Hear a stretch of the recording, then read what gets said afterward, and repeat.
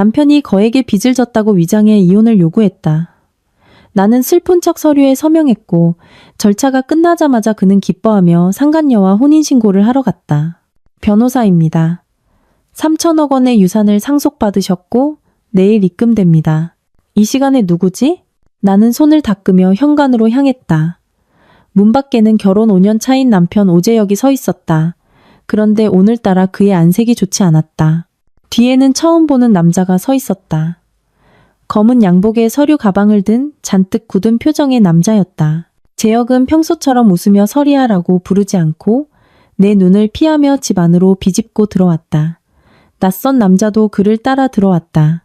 내 심장이 쿵하고 내려앉았다. 불길한 예감이 들었다. 재혁 씨, 무슨 일이에요? 이분은 누구세요? 재혁은 나를 쳐다보지도 않고 소파에 털썩 주저앉아 두 손으로 머리를 감쌌다. 한참 동안 한숨만 내쉬던 그가 고개를 들었다. 눈가가 붉은 것이 울었던 것 같았다. 서리야, 미안해. 내가 큰 사고를 쳤어. 나는 급히 그의 옆에 앉아 다급하게 물었다. 도대체 무슨 일인데요? 겁주지 말아요. 그가 낯선 남자를 가리키며 말했다. 이분은 김 사장님인데 네, 내가 사업에 실패해서 이분한테 큰돈을 빌렸어. 무려 5억 원이야. 나는 그 자리에서 얼어붙었다. 5억 원이라니. 우리 같은 평범한 직장인에게는 그야말로 천문학적인 숫자였다. 내 목소리가 떨렸다. 어떻게 그렇게 큰 돈을... 얼마 전까지만 해도 괜찮았잖아요. 김 사장이라는 남자가 차갑게 입을 열었다. 오재혁 씨가 투자에 실패했습니다.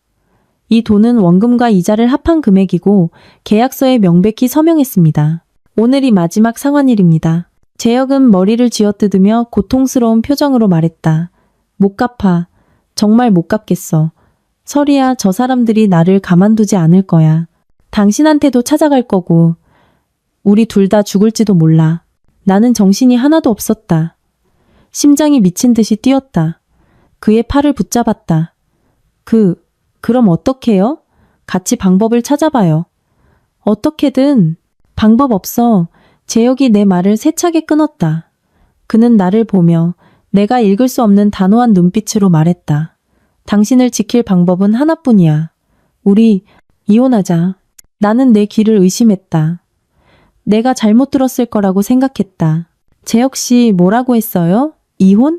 그는 세차게 고개를 끄덕이며 빠르고 다급한 어조로 말했다. 이혼. 우리가 이혼하면 이 빚은 당신이랑 상관없어져. 저 사람들은 나만 찾아올 거야.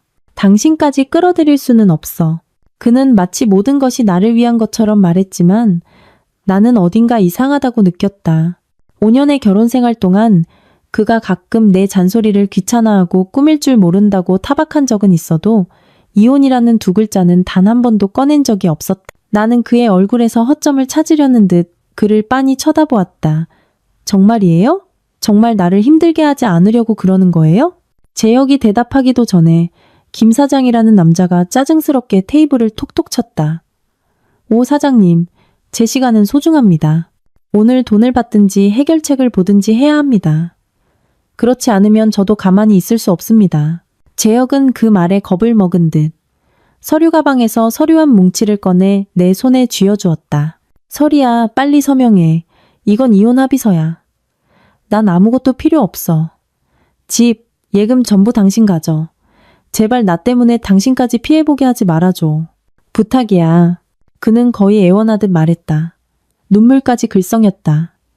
나는 그 차가운 합의서와 그의 절박한 얼굴을 번갈아 보았다. 머릿속이 하얘졌다. 5년의 감정이 이 말도 안 되는 빚 때문에 이렇게 끝나야 하는 걸까? 내 손이 떨렸다. 이혼 합의서를 쥔 손에 힘이 들어가 종이 모서리가 구겨질 뻔했다. 마음이 실타래처럼 엉클어졌다. 5년 동안 나는 그를 위해 밥을 하고 그의 부모님을 챙기고 이 집을 반짝반짝하게 가꾸었다. 결국 내 손에 쥔 것은 이 종이 한 장뿐이었다. 그가 5억 원의 빚을 졌다는 말 한마디 때문에 나는 고개를 들어 재혁을 뚫어지게 쳐다봤다. 그의 얼굴에서 아주 작은 아쉬움이나 죄책감이라도 찾아보려 했다. 하지만 그는 고개를 숙인 채 나를 재촉할 뿐이었다. 설이야, 빨리 서명해. 서명해야 당신이 안전해져. 제발. 옆에 있던 김 사장도 차갑게 거들었다. 사모님, 상황은 아시는 것 같으니 빨리 서명하시는 게 모두에게 좋습니다. 사모님은 곧 아니게 되겠지. 마음속에서 차가운 기운이 스멀스멀 올라왔다. 이상했다. 이건 정말 너무 이상했다. 그는 평소 사업에서 작은 문제만 생겨도 집에 와서 반나절은 투덜거렸다. 그런데 이번에는 5억 원이라는 큰 빚을 졌는데도 이전에 내게 단 한마디도 내비치지 않았다. 그리고 그는 초조해하고 두려워하는 것처럼 보였지만 막다른 길에 몰린 사람 특유의 절망감은 보이지 않았다. 하지만 그 순간 나는 너무 혼란스러웠고 그와 당시에는 몰랐지만 상간녀 그리고 이 정체불명의 채권자에게 코너로 몰려 냉정하게 생각할 수가 없었다. 세상이 빙빙 도는 것 같았고 5년간의 내 헌신이 웃음거리가 된 기분이었다. 눈물이 눈眶에 맺혔지만 나는 필사적으로 참았다. 이들 앞에서 눈물을 보일 수는 없었다. 나는 코를 훌쩍이며 약간 잠긴 목소리로 물었다. 재혁 씨, 정말 이 길밖에 없어요? 다른 방법은 정말 없는 거예요? 재혁은 거의 벌떡 일어나며 합의서를 가리켰다. 없어. 단 한 푼도 없어. 이혼밖에 없어. 빨리 서명하라고. 그가 당장이라도 나와 선을 긋고 싶어 안다라는 모습이 바늘처럼 내 심장을 후벼 팠다. 그래, 좋아. 오재혁, 너 정말 독하구나. 나는 그들이 내 눈 속의 감정을 읽지 못하도록 고개를 숙였다. 내 목소리가 아주 슬프고 절망적으로 들리도록 애썼다. 좋아요, 서명할게요. 후회하지 말아요. 나는 펜을 집어들고 일부러 손을 더 심하게 떨었다. 서명란에서 잠시 멈추며 아주 힘겨워하는 것처럼 보였다. 마지막으로 온 힘을 다하는 것처럼 한 획 한 획 공설이라는 내 이름을 적었다. 서명을 마치자 마음속에 큰 돌덩이가 갑자기 치워진 것 같았다. 그 자리에는 텅 빈 공허함과 마비된 감각만이 남았다. 재혁은 내가 서명한 것을 보고 눈이 번쩍 뜨였다. 거의 빼앗다시피 합의서를 가져가 내 서명을 꼼꼼히 확인했다. 그러자 그의 얼굴에 드리워져 있던 초조하고 고통스러운 표정은 순식간에 사라졌다. 입꼬리가 주체할 수 없이 올라가다가 황급히 표정을 관리하며 무거운 척 내게 말했다. 설이야, 미안해. 앞으로 혼자서 잘 지내. 하지만 그의 목소리는 날아갈 듯 가벼웠다. 어디에도 무거운 기색은 없었다.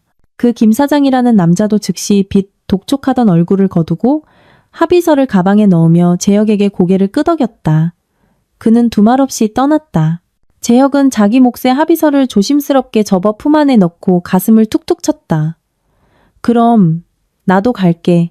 집안 물건들은 다 필요 없어. 당신이 알아서 처리해. 그는 나를 한 번 더 쳐다보지도 않고 몸을 돌려 떠났다. 마치 상이라도 받으러 가는 사람처럼 발걸음이 가벼웠다. 문이 쾅 하고 닫혔다. 순식간에 집안에는 나 혼자만 남았다. 무서울 정도로 조용했다. 식탁 위, 내가 몇 시간 동안 정성껏 끓인 김치찌개에서는 아직 희미한 김이 피어오르고 있었다. 얼큰한 냄새가 코를 찔렀지만 지독한 아이러니로 느껴졌다. 나는 창가로 다가가 조용히 아래를 내려다보았다. 마침 재혁이 빠른 걸음으로 아파트 현관을 나서는 것이 보였다. 소위 김 사장이라는 남자는 멀리 가지 않고 길가에 세워둔 작은 차 옆에서 그를 기다리고 있었다. 재혁이 다가가자 차에서 화려하게 차려입은 젊은 여자가 내렸다. 풍성한 웨이브 머리를 한 그녀는 웃으며 재혁의 팔짱을 꼈다. 재혁은 의기양양하게 이혼 합의서를 꺼내 그녀에게 보여주었다. 여자는 고개를 숙여 서류를 보더니 기뻐서 펄쩍 뛰며 그의 뺨에 입을 맞췄다. 두 사람은 서로를 껴안고 아주 행복하게 웃었다. 그리고 함께 차에 올라탔다. 차는 쏜살같이 사라졌다. 나는 차가 사라진 방향을 보며 방금 전까지 억지로 꾸며냈던 슬픔과 절망을 조금씩 거두었다. 마음이 얼음장처럼 차가워졌다. 오재혁, 나를 속였구나. 이건 전부 연극이었어.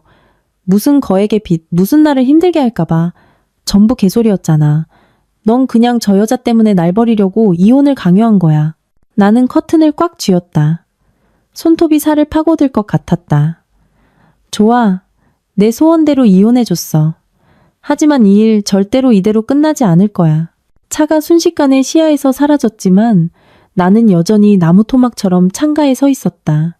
아래층에서는 동네 아주머니 몇 분이 장을 보고 돌아오며 방금 차가 떠난 방향을 가리키며 수군거리고 있었다. 무슨 말을 하는지는 들리지 않았지만 그 눈빛과 표정만 봐도 짐작할 수 있었다. 어머, 저기 오씨네 아들. 이혼하자마자 다른 여자랑 가버리네. 설희 씨 정말 불쌍하다. 마음속에서 억눌렀던 분노가 다시 끌어올랐다. 불쌍하다고? 나는 절대 불쌍하지 않아. 나는 몸을 돌려거실로 돌아왔다. 내가 5년간 가꿔온 이 집. 가구 하나하나 구석구석마다 내 땀과 노력이 배어 있었다. 지금 생각하니 재혁이 아무것도 필요 없다며 그렇게 미련 없이 떠난 것은 아마도 이미 새로운 보금자리를 마련해두고 이날만을 기다렸기 때문일 것이다. 그렇게 생각하고 있는데 휴대폰이 웅하고 울렸다. 신우이. 그러니까 재혁의 동생인 오재인에게서 온 전화였다. 나는 말없이 전화를 받았다. 전화기 너머로 재인의 앙칼진 목소리가 들려왔다. 꽤나 기분 좋은 목소리였다. 여보세요? 새언니? 아, 아니지. 이제 새언니라고 부르면 안 되겠네. 설희 언니? 나는 응하고 대답하며 속으로 비웃었다. 소문 한번 빠르네. 재인이 말을 이었다. 오빠한테 다 들었어요. 언니도 참 운이 없지. 어떻게 그런 한심한 사람이랑 엮여서 빚더미에 앉게 하고 말이야. 그래도 이혼해서 다행이에요. 언니까지 망할 뻔했잖아요. 너무 상심하지 마세요. 네? 그녀는 나를 위하는 척 말했지만 목소리에 담긴 가벼움과 고소해야 하는 기색은 감출 수가 없었다. 나는 일부러 코를 훌쩍이며 아주 슬픈 척했다. 제인아, 나 너무 힘들어. 제인은 서둘러 말했다. 에이, 힘들어할 게 뭐 있어요. 이혼해서 깨끗해졌잖아요. 우리 오빠는 원래 능력도 없어서 언니한테 안 어울렸어요. 언니는 앞으로 훨씬 더 좋은 사람 만날 수 있을 거예요. 그러더니 그녀는 화제를 바꾸며 목소리를 살짝 낮췄다. 근데 진짜로 설희 언니, 오빠가 빚이 그렇게 많은데 이 집 공동재산 아니에요? 혹시 빚 갚는 데 쓰이는 거 아니에요? 조심해야 해요. 나는 속으로 에라이 하고 욕을 했다. 역시 오씨 집안 핏줄 아니랄까봐. 이 와중에도 이 집을 탐내고 있구나. 아마 집이 없어지면 자기가 나중에 와서 기댈 곳이 없어질까봐 걱정하는 거겠지. 나는 계속해서 순진한 척 울먹이는 목소리로 말했다. 나는 몰라. 재혁 씨는 다 나한테 준다고 했는데 채권자들이 찾아오면. 제이는 즉시 말했다. 그럼 꽉 붙들고 있어야죠. 빨리 등기부등본 같은 거 잘 숨겨놔요. 절대 오빠가 몰래 가져가서 담보 잡히게 하면 안 돼요. 아무튼 더 길게 얘기 안 할게요. 그냥 위로하려고 전화한 거니까 너무 깊이 생각하지 마세요. 저도 일이 있어서 먼저 끊을게요. 그녀는 탁 하고 전화를 끊었다. 아마도 오빠에게 보고하거나 엄마와 이 좋은 소식을 공유하러 급히 갔을 것이다. 역시나 얼마 지나지 않아 내 카카오톡 프로필에 빨간 점이 떴다. 나는 평소에 잘 보지 않지만 이상하게 그날은 손이 갔다. 마침 제인이 막 올린 프로필 사진이 보였다. 글은 없었고 사진 한 장만 있었다. 사진 속에는 랍스터와 전복이 가득한 화려한 저녁상이 차려져 있었다. 사진 구석에는 한 남자의 손과 한 여자의 손이 와인잔을 부딪히는 모습이 보였다. 그 남자의 손목에 있는 시계는 바로 내가 작년에 아끼고 아껴서 재혁의 생일 선물로 사준 것이었다. 제이는 자신의 프로필 상태 메시지에 이렇게 써놓았다. 오빠의 새 출발, 행복한 새 삶을 축하하며. 나는 그 사진을 쳐다보았다. 온몸의 피가 머리로 솟구치는 기분이었다. 새 출발? 행복한 새 삶? 결국 이혼이 그들 가족에게는 큰 경사였던 모양이다. 축하 파티까지 열어야 할 만큼. 이렇게 빨리 온 세상에 알리고 싶어 안달이 났구나. 재혁의 엄마, 내 전 시어머니는 평소에 내 음식 솜씨가 별로라느니 돈을 적게 번다느니 트집 잡는 게 일이었다. 지금쯤 저 식탁에 앉아 누구보다 환하게 웃고 있겠지. 그들 눈에 아줌마 같았던 나를 버리고 아들이 젊고 예쁜 여자를 데려왔으니 폭죽이라도 터뜨리고 싶을 것이다. 나는 화가 나서 손가락이 떨려 휴대폰을 던져버릴 뻔했다. 심호흡을 몇 번 하고 나서야 겨우 진정할 수 있었다. 그래, 축하해라. 마음껏 웃어. 지금 너희가 얼마나 행복하게 웃는지 나중에 내가 그만큼 처절하게 울게 해줄 테니. 나는 휴대폰을 소파에 던지고 화장실로 가서 찬물로 세수했다. 거울 속 내 모습을 보니 아까 울음을 참느라 눈가가 약간 붉어져 있었다. 하지만 눈빛은 완전히 차갑게 식어 있었다. 오재혁, 너희 가족, 그리고 이름 모를 그 상간녀까지. 우리 이 계산은 천천히 하도록 하자. 소파에 던져둔 휴대폰이 계속 웅웅 울렸다. 전화는 아니었고 각종 메시지 알림음이었다. 나를 걱정하는 척하는 가식적인 친구들이거나 오씨 집안 사람들이 위로하는 척하는 메시지일 게 뻔했다. 보고 싶지도 답장하고 싶지도 않았다. 집안은 텅 비어 나 혼자뿐이었다. 찌개는 완전히 식어 기름이 표면에 엉겨붙어 있었다. 보기만 해도 느끼했다. 나는 그릇을 들고 싱크대에 버리려다가 손을 중간에 멈췄다. 의미 없어. 뭘 해도 의미 없어. 나는 소파에 주저앉았다. 머릿속에서는 영화처럼 재혁의 안달하던 얼굴, 상간녀가 그에게 키스하던 장면, 그리고 제인의 카카오톡 프로필에 있던 눈부신 저녁 식사가 계속해서 스쳐 지나갔다. 가슴이 답답했다. 슬픔이 아니라 억울함과 분노였다. 당장이라도 뛰쳐나가 그들의 웃는 얼굴을 갈기갈기 찢어버리고 싶었다. 화가 나서 온몸이 떨리고 손톱이 손바닥을 파고들 때쯤 휴대폰이 다시 울렸다. 이번에는 완전히 낯선 번호였다. 서울 지역 번호 2가 찍힌 일반 전화였다. 나는 미간을 찌푸렸다. 받고 싶지 않았다. 지금 나를 찾는 사람은 좋은 일이 있을 리 없었다. 내 웃음거리를 보러 왔거나 소문을 확인하러 온 사람이겠지. 하지만 전화는 끈질기게 울렸다. 한 번 받지 않자 1분도 채 되지 않아 다시 걸려왔다. 짜증이 치밀었다. 심호흡을 하고 에라 모르겠다. 받아보자. 이보다 더 나빠질 게 있을까 하는 심정으로 전화를 받았다. 나는 통화 버튼을 누르고 휴대폰을 귀에 댔다. 신경질적으로 여보세요 라고 말했다. 전화기 너머로 매우 침착하고 전문적인 남자의 목소리가 들려왔다. 나이는 많지 않은 것 같았지만 말투는 아주 진중했다. 안녕하십니까? 공설이님 본인 맞으십니까? 나는 잠시 멈칫했다. 완전히 낯선 목소리였고 내가 아는 사람 같지도 않았다. 나는 경계하며 물었다. 네, 맞는데요. 누구시죠? 상대방은 안도의 한숨을 내쉬는 듯했다. 그는 정중하게 말했다. 공설이님, 안녕하십니까? 갑자기 연락드려 죄송합니다. 저는 법무법인 해솔의 한성재 변호사라고 합니다. 한성재 변호사? 내 심장이 쿵 하고 내려앉았다. 설마 그 김 사장 쪽 사람인가? 오재혁 비 문제가 벌써 나한테까지 온 건가? 이혼하면 나랑 상관없다더니. 사기꾼. 내 말투는 즉시 차가워졌다. 변호사님? 저한테 무슨 일로? 만약 오재혁 씨 채무 문제 때문이라면 저와 그는 이미 이혼했습니다. 합의서에 분명히 명시되어 있습니다. 그의 빚은 저와 무관합니다. 나는 마치 조금이라도 늦으면 엮일까봐 빠르고 단호하게 말했다.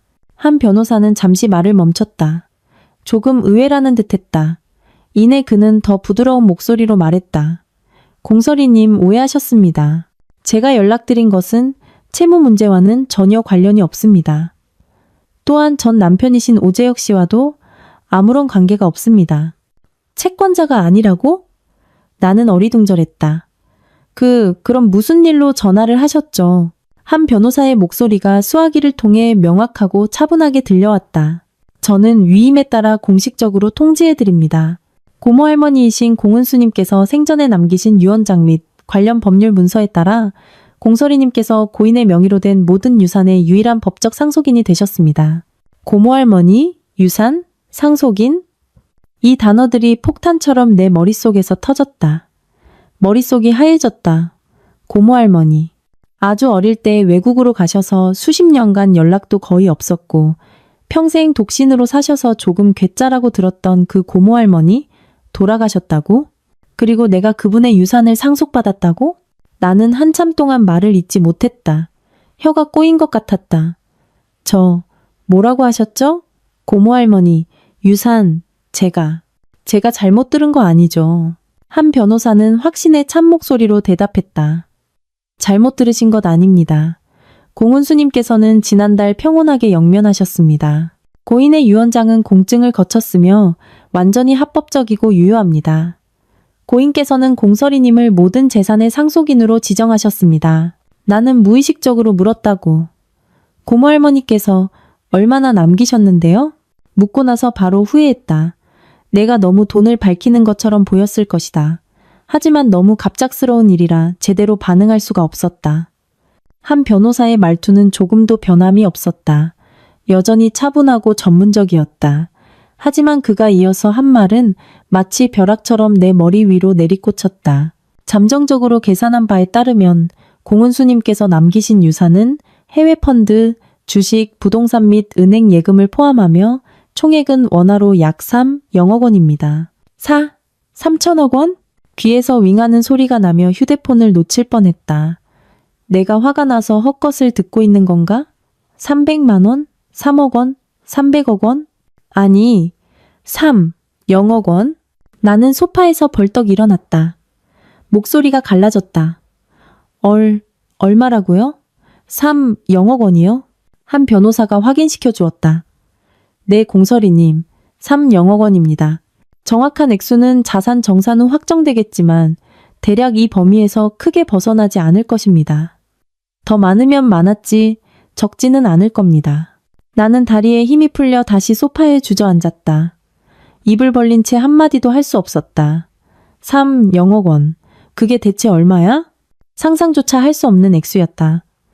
오재혁이 그 상간녀 때문에 나를 속이고 이혼하려고 꾸며낸 연극에서 언급한 돈은 고작 5억 원이었다. 3,000억 원은 5억 원의 600배였다. 전화기 너머의 한 변호사는 잠시 기다리다가 내 반응이 없자 계속해서 사무적으로 말했다. 유산 상속 절차는 거의 마무리되었습니다.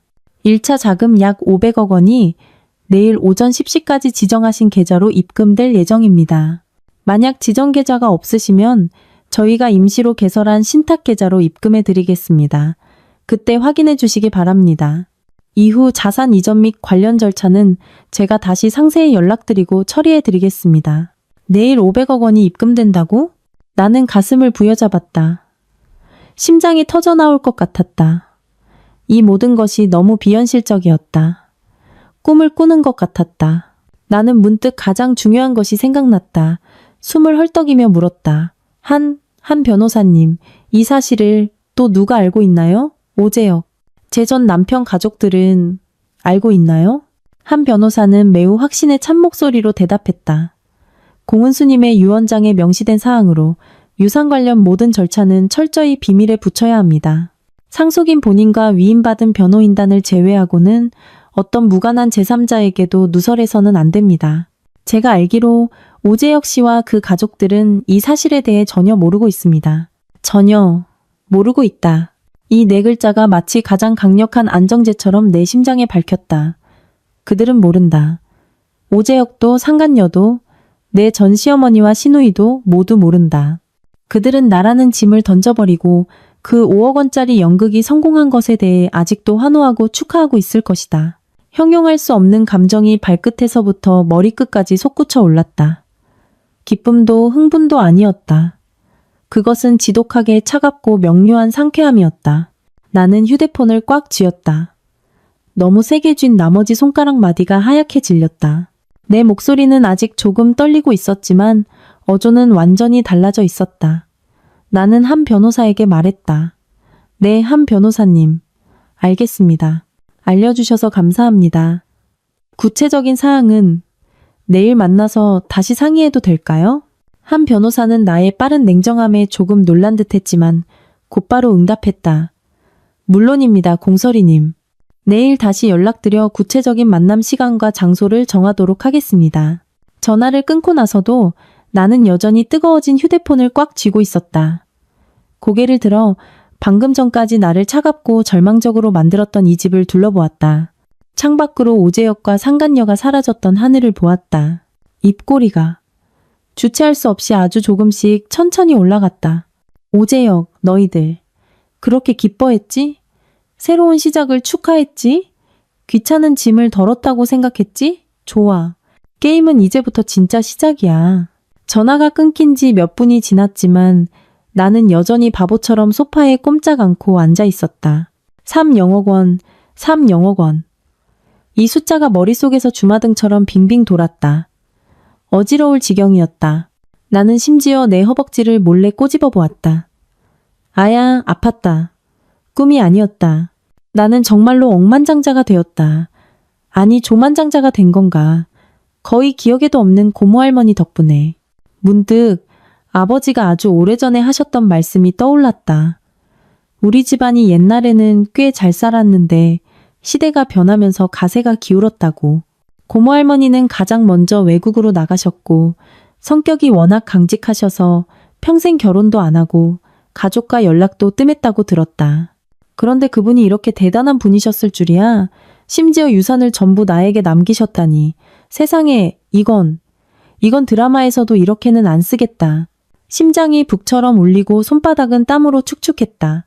방금 전까지 오재혁과 그 가족들과 함께 동기어진이라도 하고 싶었던 분노가 갑자기 2, 3, 0억 원이라는 돈 앞에서 절반 이상 사그라들었다. 화가 풀린 게 아니었다. 문득 내가 이제 그들과는 다른 세상 사람이 되었다는 것을 깨달았다. 고작 5억 원 때문에 연극을 해서 나를 속이고 이혼해? 지금 나에게 5억 원은 그저 푼돈에 불과했다. 멍하니 있는데 휴대폰이 다시 울렸다. 깜짝 놀라 하마터면 던져버릴 뻔했다.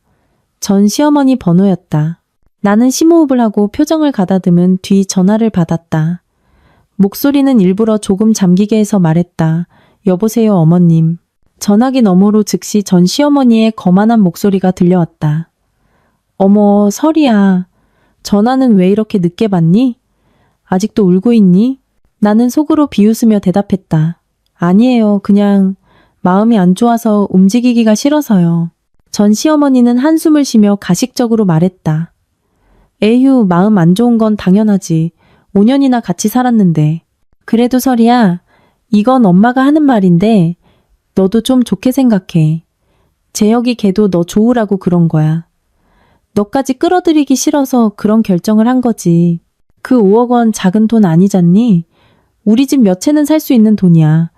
걔 혼자 짊어지는 게 너까지 물귀신처럼 끌고 가는 것보다 낫지. 안 그래? 나는 네. 하고 짧게 대답했다. 무슨 헛소리를 더 할지 들어보기로 했다. 그녀는 역시나 말을 이었다. 그러니까 이 집은 재혁이가 너한테 남겨준다고 했지만 혹시라도 그 채권자들이 안 믿고 이 집을 뺏으러 오면 어떡하니? 엄마는 너 걱정돼서 하는 말이야. 왔다 왔어. 드디어 본론이구나. 결국 이 집이 탐났던 거다. 나는 작은 목소리로 말했다. 그럼 어머님, 어떻게 해야 할까요? 전 시어머니는 즉시 신이 나서 말했다. 내 생각에는 말이다. 너 혼자 이렇게 큰 집에 사는 것도 무서울 테니 일단은 친정에 잠시가 있는 게 어떠니? 이 집은 엄마가 당분간 봐줄게. 집문서 같은 것도 엄마가 보관해주고 그래야 그 사람들이 와서 뺏어가지 않지. 잠잠해지면 그때 다시 얘기하자. 나는 웃음이 터져나올 뻔했다. 나를 위해 봐준다고? 보관해준다고? 아마 고양이에게 생선을 맡기는 격이겠지.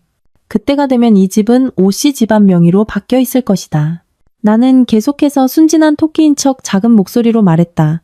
하지만 어머님, 이사하는 것도 번거롭고 여기가 제가 기댈 유일한 곳인데요. 전 시어머니의 목소리가 조금 불쾌하게 변했다. 얘는 왜 이렇게 말을 안 듣니? 엄마가 너 해치겠니? 다 너 좋으라고 하는 말이잖아. 이혼한 여자가 남자 하나 없이 텅 빈 집 지키고 있으면 나중에 진짜 채권자들이 들이닥쳤을 때 울어도 소용없어. 그녀는 잠시 말을 멈췄다가 아무렇지 않은 척 물었다. 참, 재혁이가 가기 전에 몰래 돈이라도 좀 챙겨준 거 없니? 아니면 네가 모아둔 비상금이라도 좀 있어? 있으면 그것도 일단 엄마한테 맡겨. 엄마가 안전하게 보관해 줄게. 마음속의 희미한 온기가 완전히 얼음으로 변했다. 이 지경에 이르러서도 그녀는 내 마지막 한 푼까지 쥐어짜려 하고 있었다. 나는 힘껏 코를 훌쩍이며 울먹이는 소리를 냈다. 없어요. 제 역시 돈은 다 날아갔고 제 월급은 겨우 생활비 정도밖에 안 돼요. 어머님, 저 이제 어떡해요? 나는 정말이지 절망하고 무력한 것처럼 진심을 다해 울었다. 전 시어머니는 내가 돈도 없고 더 이상 짜낼 것도 없다는 것을 알자 목소리가 즉시 차가워졌다. 심지어 조금 짜증 섞인 투였다. 됐다, 됐어. 울면 뭐가 해결되니? 자기 팔자가 그런 걸 누굴 탓해. 아무튼 할 말은 다 했으니까 듣든 말든 내 마음대로 해. 나중에 후회해도 나 찾아오지 마라. 나 지금 국 끓이고 있어서 바쁘다. 끊는다. 탁! 전화가 또 끊겼다. 나는 휴대폰을 내려놓았다. 얼굴에서 가련한 표정이 순식간에 사라졌다. 나를 위해서? 내 집을 봐주고 내 돈을 맡아준다고? 웃기시네. 나는 한때 내 집이라고 여겼던 이 공간을 바라보았다. 눈빛이 완전히 차가워졌다. 이곳의 모든 것, 창밖의 오씨 집안 사람들까지 지금 내 눈에는 너무나 우습고 하찮아 보였다. 3. 영억 원. 내일이면 일부가 입금된다. 오재혁, 전 시어머니, 상간녀. 너희들 전부 돈 좋아하지? 내가 너희들이 가장 원하는 것으로 너희들과 아주 재미있게 놀아줄게. 전 시어머니의 전화는 마치 더러운 물 한 바가지 같았다. 지난 5년간의 정 때문에 내 마음속에 남아있던 마지막 온기마저 완전히 꺼뜨려 버렸다. 그래, 차라리 잘 됐어. 그들이 그렇게 서둘러 본색을 드러내주니 나중에 내가 행동할 때 조금의 망설임도 없을 것이다. 3. 영억 원. 너무 큰 숫자라 조금 겁이 나기도 했다. 나는 평범한 직장인이었다. 한 달에 몇백만 원 버는 돈으로 쪼개고 아껴가며 살았다. 갑자기 금산을 갖게 되었다고 하니 오히려 뭘 어떻게 해야 할지 몰랐다. 하지만 한 가지는 확실했다. 이 소식은 절대로 새어나가면 안 된다. 특히 저 흡혈귀 같은 오씨 집안 사람들이 알게 해서는 안 된다. 한 변호사는 그들이 모른다고 했다. 그것이 나의 가장 강력한 무기였다. 나는 서둘러 소파틈에서 휴대폰을 꺼내 방금 전 번호로 다시 전화를 걸었다. 신호음이 2번 울리고 바로 연결되었다. 여전히 한성재 변호사였다. 나는 혹시라도 벽 너머로 들릴까봐 목소리를 낮췄다. 한 변호사님, 저예요. 공설이입니다. 네, 공설이님. 말씀하십시오. 나는 급하게 말했다. 변호사님, 유산 문제는 부디 비밀로 해주세요. 누구에게도 말하면 안 돼요. 특히 제 전 남편 오재혁과 그의 가족들에게는요. 한 변호사 쪽에서 가벼운 웃음소리가 들리는 듯했다. 내 걱정을 예상했다는 듯이 공설이님 걱정하지 마십시오. 의뢰인의 비밀을 지키는 것은 저희의 기본적인 직업 윤리입니다. 의뢰인의 허락 없이는 어떠한 제3자에게도 단 한마디도 누설하지 않을 것입니다. 이는 공은수님의 유언장에도 명시된 사항입니다. 나는 안도의 한숨을 내쉬었지만 여전히 마음이 놓이지 않았다. 그럼 내일 돈이 입금될 때 혹시 문자 알림 같은 게 오나요? 안 오게 할 수 있을까요? 아니면 변호사님께 가도록. 갑자기 휴대폰에 고객님 계좌에 500억 원이 입금되었습니다 라는 문자가 뜨면 심장마비로 죽을지도 몰라요. 만약 옆에 있는 사람이 보면 큰일 나고요. 한 변호사는 매우 침착했다. 자금 이체 기록은 남지만 알림 방식은 설정할 수 있습니다. 필요하시다면 제가 완전히 새로운 비밀 계좌를 개설해 드릴 수 있습니다. 모든 알림과 정보는 저희 법무법인의 암호화된 채널을 통해 본인에게만 전달됩니다. 기존의 계좌와 생활은 전혀 영향을 받지 않을 겁니다. 네네, 그렇게 해주세요. 나는 연신 고개를 끄덕였다. 이 방법이 정말 마음에 들었다. 내가 원하는 것은 바로 이것이었다. 겉으로는 이제 막 이혼당해. 모든 것을 잃은 공설이. 하지만 뒤에서는 머릿속이 빠르게 돌아갔다. 돈이 생기면 가장 먼저 뭘 해야 할까? 돈으로 오재혁과 상간녀를 찍어 누른다고? 그건 너무 값싼 복수다. 게다가 내 정체가 드러날 수도 있다. 어떻게 해야 가장 통쾌하고 시원하게 복수할 수 있을지 잘 생각해 봐야 했다. 오재혁은 5억 원 빚을 졌다고 연기했지? 그 5억 원 때문에 나를 버렸지? 좋아. 나는 이 5억 원을 중심으로 판을 짜겠다. 그리고 그 상간녀. 보물을 얻었다고 생각했겠지? 기뻐하며 결혼했겠지? 내가 아주 특별한 신혼 선물을 준비해줘야겠다. 그리고 내 전 시어머니와 시누이. 내가 가난하고 초라하다고 무시했지? 내가 그들에게 빌붙을까봐 걱정했지? 내가 그들이 무엇을 놓쳤고 누구를 적으로 돌렸는지 똑똑히 알게 해주겠다. 마음속에 희미한 계획이 떠올랐다. 안개 같았던 생각이 점점 형태를 갖추기 시작했다. 나는 한 변호사에게 말했다. 한 변호사님, 최대한 빨리 새 계좌를 만들어주세요. 그리고 내일 뵙게 되면 몇 가지 일을 좀 부탁드리고 싶습니다. 문제 없습니다. 공설이님, 내일 오전 10시에 자금 입금이 확인되면 연락드려서 만날 장소를 정하도록 하겠습니다. 그때 어떤 요구사항이든 말씀해 주시면 제가 전력을 다해 돕겠습니다. 전화를 끊자 마음이 한결 놓였다. 나는 창가로 다가가 점점 불이 켜지는 도시의 야경을 바라보았다. 예전에는 따뜻하게 느껴졌던 이 풍경이 이제는 마치 바둑판처럼 보였다. 오재혁 너희 가족 그리고 그 상간녀 지금쯤 너희들의 승리를 위해 축배를 들고 있겠지. 웃어라. 마음껏 웃어. 너희들이 건드린 상대가 3영억 원의 실탄을 가진 사냥꾼이라는 사실을 너희는 전혀 모르고 있을 테니. 그리고 사냥은 이미 시작되었다. 다음 날 아침 동이 트기도 전에 잠에서 깼다. 아니 사실 거의 잠을 자지 못했다. 3영억 원이라는 숫자가 마음속에서 화로처럼 타올랐다. 뜨겁고 흥분되면서도 믿기지 않는 기분에 휩싸였다.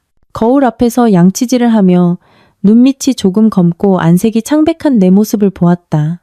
조만장자라는 새로운 신분을 애써 소화하고 있을 때 휴대폰에서 띵하는 소리가 울렸다.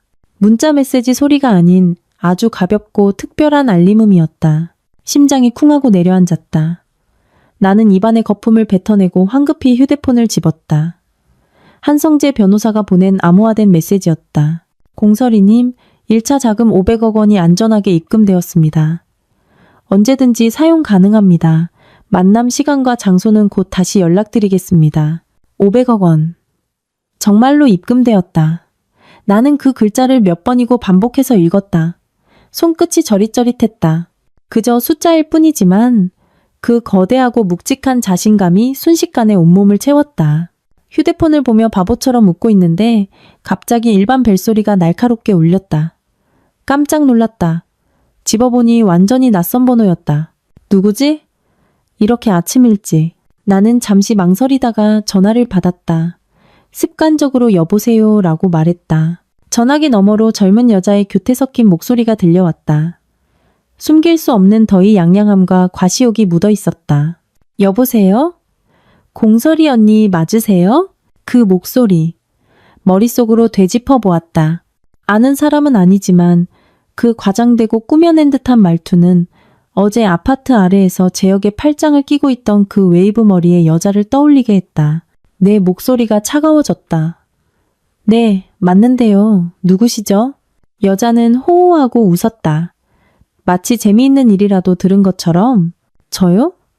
저는 재혁 오빠 약혼녀 최주아라고 해요. 설이 언니 어제 막 서명했는데 벌써 제가 누군지 잊으신 건 아니죠. 역시 그녀였다. 내 눈빛이 순간 차가워졌다. 내가 찾아가기도 전에 제 발로 찾아오다니. 나는 아무 말도 하지 않았다. 무슨 헛소리를 할지 들어보기로 했다. 최주아는 내가 말이 없자 더욱 신이 났다. 목소리는 달콤했지만 단어 하나하나에 가시가 돋쳐 있었다. 설이 언니, 화내지 마세요. 재혁 오빠도 어쩔 수 없었어요. 빚이 그렇게 많은데 언니까지 같이 물에 빠뜨릴 수는 없잖아요. 다 언니를 위한 거였어요. 보세요. 지금 얼마나 홀가분해요. 빚도 없이. 나는 전화기를 진 손에 힘을 주었다.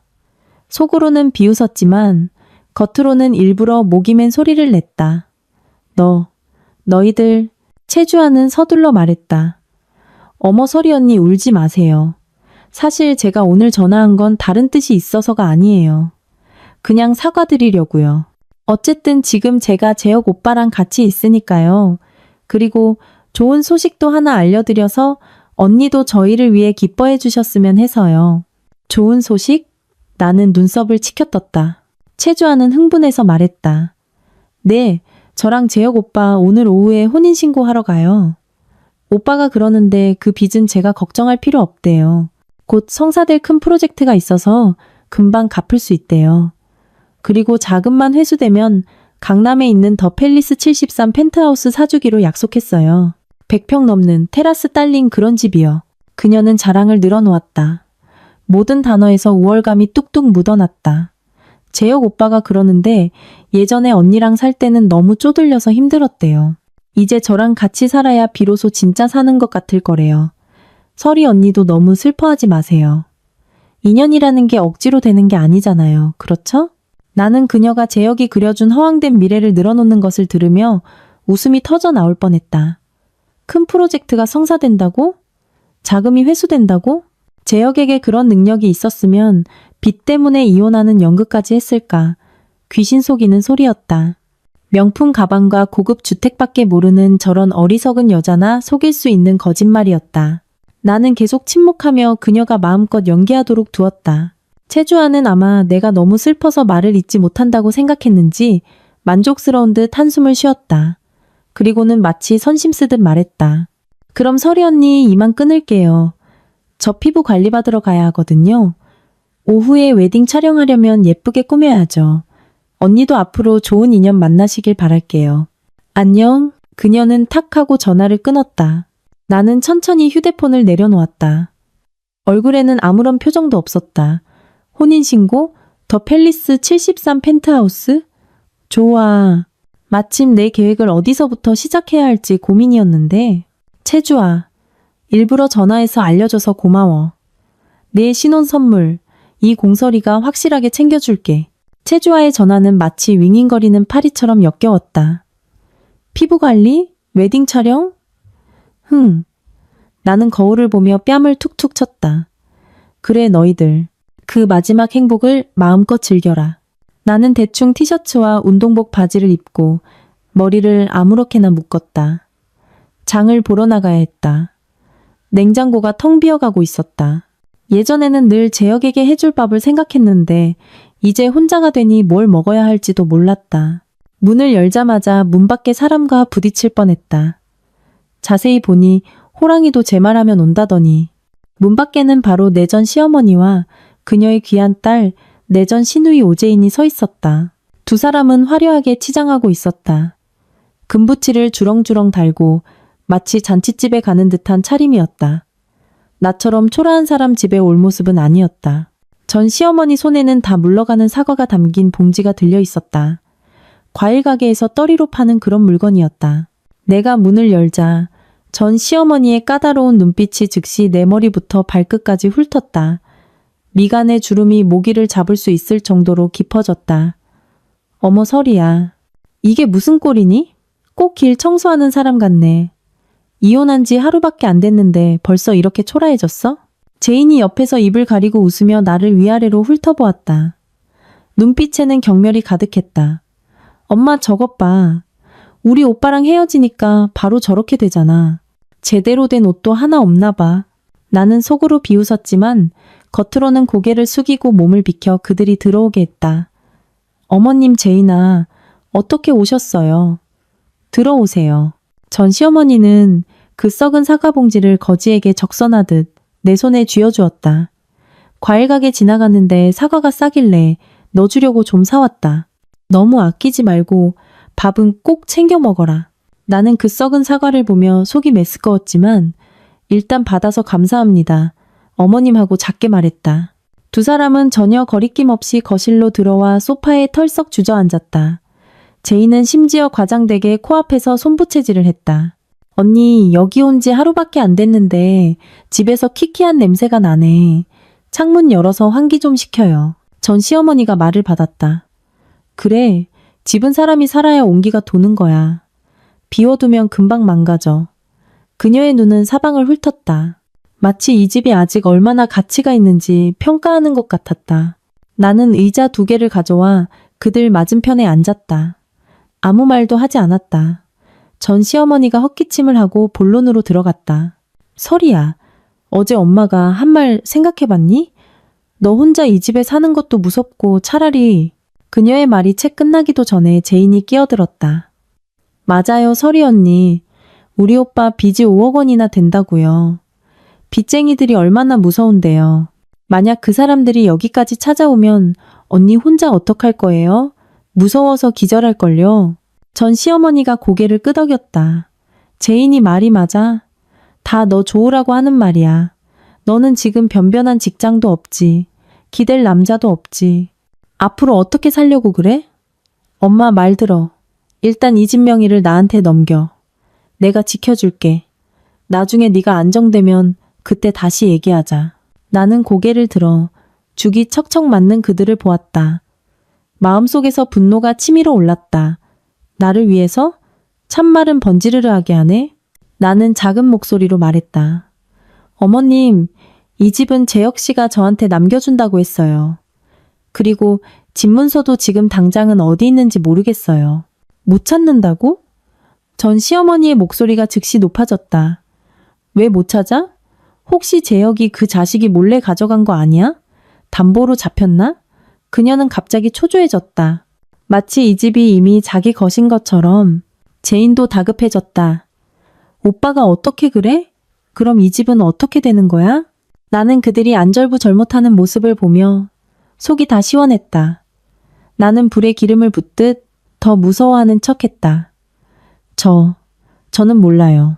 재혁 씨가 너무 급하게 갔어요. 어머님, 제이나 그 5억 원 빚쟁이들이 정말 여기까지 찾아올까요? 저 괜찮을까요? 전 시어머니는 내가 빚을 더 걱정하는 것을 보자 즉시 다시 나를 위하는 척하는 얼굴로 돌아왔다. 에휴, 그러니까 빨리 집을 처리해야 한다니까? 엄마한테 맡기는 게 제일 안전해. 네 앞가림은. 뭐 숙식 제공되는 일자리를 찾거나 아니면 친정에 가서 얹혀 살아야지. 어차피 애도 없어서 걸리적거릴 것도 없으니 너 하나 건사하는 건 어떻게든 되겠지. 제인이 옆에서 거들었다. 맞아요, 설이 언니. 이 집은 이제 그만 미련버려요. 지킬 수도 없어요. 빨리 언니 앞가림이나 생각해요. 보세요. 우리 오빠랑 주아 언니는 오늘 오후에 혼인신고도 한대요. 새로운 삶이 시작된 거죠. 언니도 빨리 잊고 새 출발해야죠. 나는 고개를 숙이고 어깨를 살짝 떨었다. 아주 슬프고 무서워하는 것처럼 보였다. 전 시어머니는 내가 설득되었다고 생각했는지 다시 가식적으로 한숨을 쉬었다. 됐다. 할 말은 다 했으니 이 사과는 꼭 먹어라. 썩히지 말고 집 문제는 빨리 처리하고. 알았지? 엄마는 다 너 좋으라고 하는 말이야. 가자. 두 사람은 마치 중대한 임무라도 완수한 것처럼 일어나 허리를 흔들며 떠났다. 문이 쾅 하고 닫혔다. 바깥 세상과 단절되었다. 나는 고개를 들었다. 얼굴에는 두려움이나 슬픔의 흔적은 조금도 없었다. 오직 차가운 조롱만이 남아있었다. 나를 위해서? 집을 내놓고 길바닥에 나앉으라고? 썩은 사과로 나를 모욕해? 나는 그 썩은 사과가 담긴 봉지를 그대로 들어 쓰레기통에 던져버렸다. 오재혁, 최주아, 전 시어머니, 오재인. 너희들의 그 얼굴 하나하나 다 기억해두겠어. 전 시어머니와 오재인의 뻔뻔한 얼굴. 그리고 그 썩은 사과는 바늘처럼 내 마음을 찔렀다. 그들이 떠나자마자 나는 집안을 청소했다. 특히 그들이 앉았던 자리는 걸레로 몇 번이고 닦았다. 그래야만 그들이 남긴 속물적인 기운이 사라질 것 같았다. 청소를 마치고 시간을 보니 9시가 다 되어가고 있었다. 한성재 변호사와는 10시에 만나기로 했다. 슬슬 나갈 준비를 해야 했다. 무엇을 입을까? 나는 옷장 속에 걸린 몇 년 동안 입어온 낡은 옷들을 바라보았다. 대부분 세일할 때 사거나 인터넷 쇼핑몰에서 산 저렴한 옷들이었다. 재혁은 예전에 내가 촌스럽게 입고 다닌다고 꾸밀 줄 모른다고 타박했었다. 나는 입술을 깨물고 그 옷들 위로 손을 스쳤다. 결국 가장 평범한 회색 운동복 세트를 꺼내 입었다. 바뀌면 안 된다. 아직은 어떤 변화도 보여줘선 안 된다. 나는 화장기 없는 얼굴에 머리를 대충 하나로 묶고 색이 바랜 캔버스 가방을 메고 집을 나섰다. 택시를 타고 한 변호사와 약속한 조용한 카페의 구석자리에 도착했다. 한 변호사는 이미 와 있었다. 그는 깔끔한 정장 차림으로 노트북과 서류 봉투를 앞에 두고 있었다. 나를 보자 즉시 자리에서 일어나 정중하게 고개를 숙였다. 공설이님, 안녕하십니까? 안녕하세요, 변호사님. 자리에 앉아 조금 어색했다. 그가 내게 서류를 건넸다. 새로 개설된 계좌 관련 자료와 1차 자금 500억 원의 입금 명세서입니다. 확인해 주십시오. 나머지 자산도 순차적으로 이전될 예정이며 몇 가지 서류의 서명이 필요합니다. 나는 빽빽한 숫자와 조항들을 보며 눈이 조금 어지러웠지만 총액 500억 원이라는 숫자는 똑똑히 보였다. 심호흡을 하고 펜을 들어 서명이 필요한 곳에 내 이름을 한 획 한 획 적었다. 서명할 때마다 마음속에 자신감이 한 뼘씩 자라는 기분이었다. 모든 서명을 마치자 한 변호사가 서류를 거두며 물었다. 공설이님, 어제 처리해달라고 부탁하신 일이 있다고 하셨습니다. 나는 고개를 끄덕이고 몸을 앞으로 살짝 숙이며 목소리를 낮췄다. 한 변호사님, 집을 한 채 사고 싶습니다. 한 변호사는 놀라지 않았다. 선호하시는 지역이나 평형이 있으십니까? 최고의 부동산 전문가를 연결해 드릴 수 있습니다. 나는 고개를 저었다. 눈빛이 차분했다. 아니요, 괜찮습니다. 이미 정해뒀어요. 더 팰리스 73으로요. 가장 좋은 동, 가장 큰 평형 펜트하우스로요. 지금 모델하우스로 홍보하고 있는 바로 그 타입으로요. 한 변호사가 노트북으로 빠르게 검색하더니 고개를 끄덕였다. 네, 있습니다. 로열동 위치에 110평 펜트하우스, 개인 테라스와 일부 인테리어가 포함되어 있습니다. 아직 분양되지 않았습니다. 분양가는 약 280억 원 정도입니다. 그걸로 하겠어요. 나는 조금의 망설임도 없었다. 전액 현금으로요. 오늘 바로 계약할 수 있을까요? 빠를수록 좋습니다. 한 변호사는 나의 단호함과 명확한 목표에 조금 놀란 듯 했지만 그의 프로페셔널한 태도는 변함이 없었다. 즉시 고개를 끄덕였다. 가능합니다. 바로 시행사 측 법무팀과 영업총괄이사에게 연락하겠습니다. 의뢰인님의 명의로 구매를 진행하고 전 과정은 비밀리에 처리하겠습니다. 오늘 중으로 가계약 및 대금 지급까지 마칠 수 있습니다. 이후 절차는 제가 계속 진행하겠습니다. 좋아요. 나는 잠시 말을 멈췄다가 덧붙였다. 그리고 집을 사는 건 당분간 제 이름으로 하지 말아주세요. 한 변호사가 눈을 들었다. 그럼 어떤 명의로? 나는 머릿속으로 빠르게 생각했다. 공은수 재단 명의로 살 수 있을까요? 고모 할머니의 이름을 쓰니 마음이 왠지 든든했다. 가능합니다. 한 변호사가 고개를 끄덕였다. 재단 설립 절차는 동시에 진행할 수 있습니다. 의뢰인님을 유일한 수혜자 및 실질적 지배인으로 하여 재단 명의로 자산을 보유하는 것이 사생활 보호 및 세금 계획에도 더 유리합니다. 정말 잘 됐네요. 그렇게 진행해 주세요. 마음이 후련했다. 더 팰리스 73. 최주아가 그렇게 꿈에 그리던 집, 재혁에게 사달라고 졸랐던 그 집, 이제 내 것이 되었다. 한 변호사와 헤어진 뒤 나는 집으로 가지 않고 시내 중심가에 있는 최고급 백화점으로 향했다. 명품 매장에는 들어가지 않고 그저 복도를 목적 없이 걸었다. 쇼윈도에 진열된 수천만 원, 수억 원짜리 가방과 보석, 화려한 옷들을 보았다. 예전에는 쳐다보는 것만으로도 주눅이 들었는데 이제는 내가 원하면 이 매장 전체를 살 수도 있다는 것을 알았다. 하지만 이런 졸부 같은 쇼핑 욕구가 나를 덮치지는 않았다. 오히려 마음은 이상할 정도로 차분했다. 내가 원하는 것은 이런 허황된 물건들이 아니었다. 내가 원하는 것은 철저한 복수. 그들이 내게 한 모든 짓에 대해 가장 고통스러운 대가를 치르게 하는 것이었다. 오후에 한 변호사에게서 암호화된 메시지가 왔다. 공설이님, 더 팰리스 73 부동산 가계약이 체결되었고 전액 지급 완료되었습니다. 재단 설립 절차도 시작되었습니다. 등기권리 증과 열쇠는 추후 절차가 완료되는 대로 전달해드리겠습니다. 나는 메시지를 보며 입꼬리가 마침내 차갑게 올라가는 것을 참을 수 없었다. 오재혁, 최주아, 너희들 오후에 혼인신고하러 간다고 했지? 더 팰리스 73에 사는 꿈을 꾸고 있겠지? 안타깝네. 너희들의 꿈의 집은 이미 4명이가 되었거든. 500억 원이 들어있지만 겉보기에는 일반 카드와 다를 바 없는 새 카드를 손에 쥐니 마음이 든든했다. 백화점에서 나와 택시를 타지 않고 생각을 정리하며 걷기로 했다. 시내 중심가의 가장 번화한 거리. 고층 빌딩과 화려한 네온 사인. 예전에는 재혁과 함께 와도 비싸서 들어갈 엄두도 못 내고 서둘러 지나치곤 했다. 이제 나는 그 눈부신 간판들을 보며 물건 살 궁리가 아니라 어떻게 하면 저것들을 이용해 내 전 남편과 상간녀에게 서프라이즈를 선사할까를 고민했다. 걷다 보니 고개를 들었는데 이런 우연이. 마침 구청 혼인신고 창구 앞을 지나고 있었다. 나도 모르게 발걸음이 느려졌다. 최주아가 오늘 오후에 혼인신고 하러 온다고 했었지. 시간을 보니 딱 지금쯤일 것 같았다. 나는 속으로 비웃으며 멀지 않은 화단가에 앉아 쉬는 척하며 혼인신고 창구 입구를 곁눈질했다. 역시나 몇 분 기다리지 않아 익숙한 작은 차 한 대가 다가왔다. 어제 재혁을 태우고 갔던 바로 그 차였다. 차가 멈추고 재혁이 내려 반대편으로 돌아가 아주 신사적으로 차 문을 열어주었다. 채주아는 하얀 원피스를 입고 마치 백년처럼 꾸민 채 웃으며 재혁의 팔짱을 꼈다. 두 사람은 웃고 떠들며 구청 안으로 들어갔다. 그 닭살 돋는 모습에 속이 울렁거렸다. 나는 그 자리에 앉아 그들의 뒷모습이 문 안으로 사라지는 것을 차갑게 바라보았다.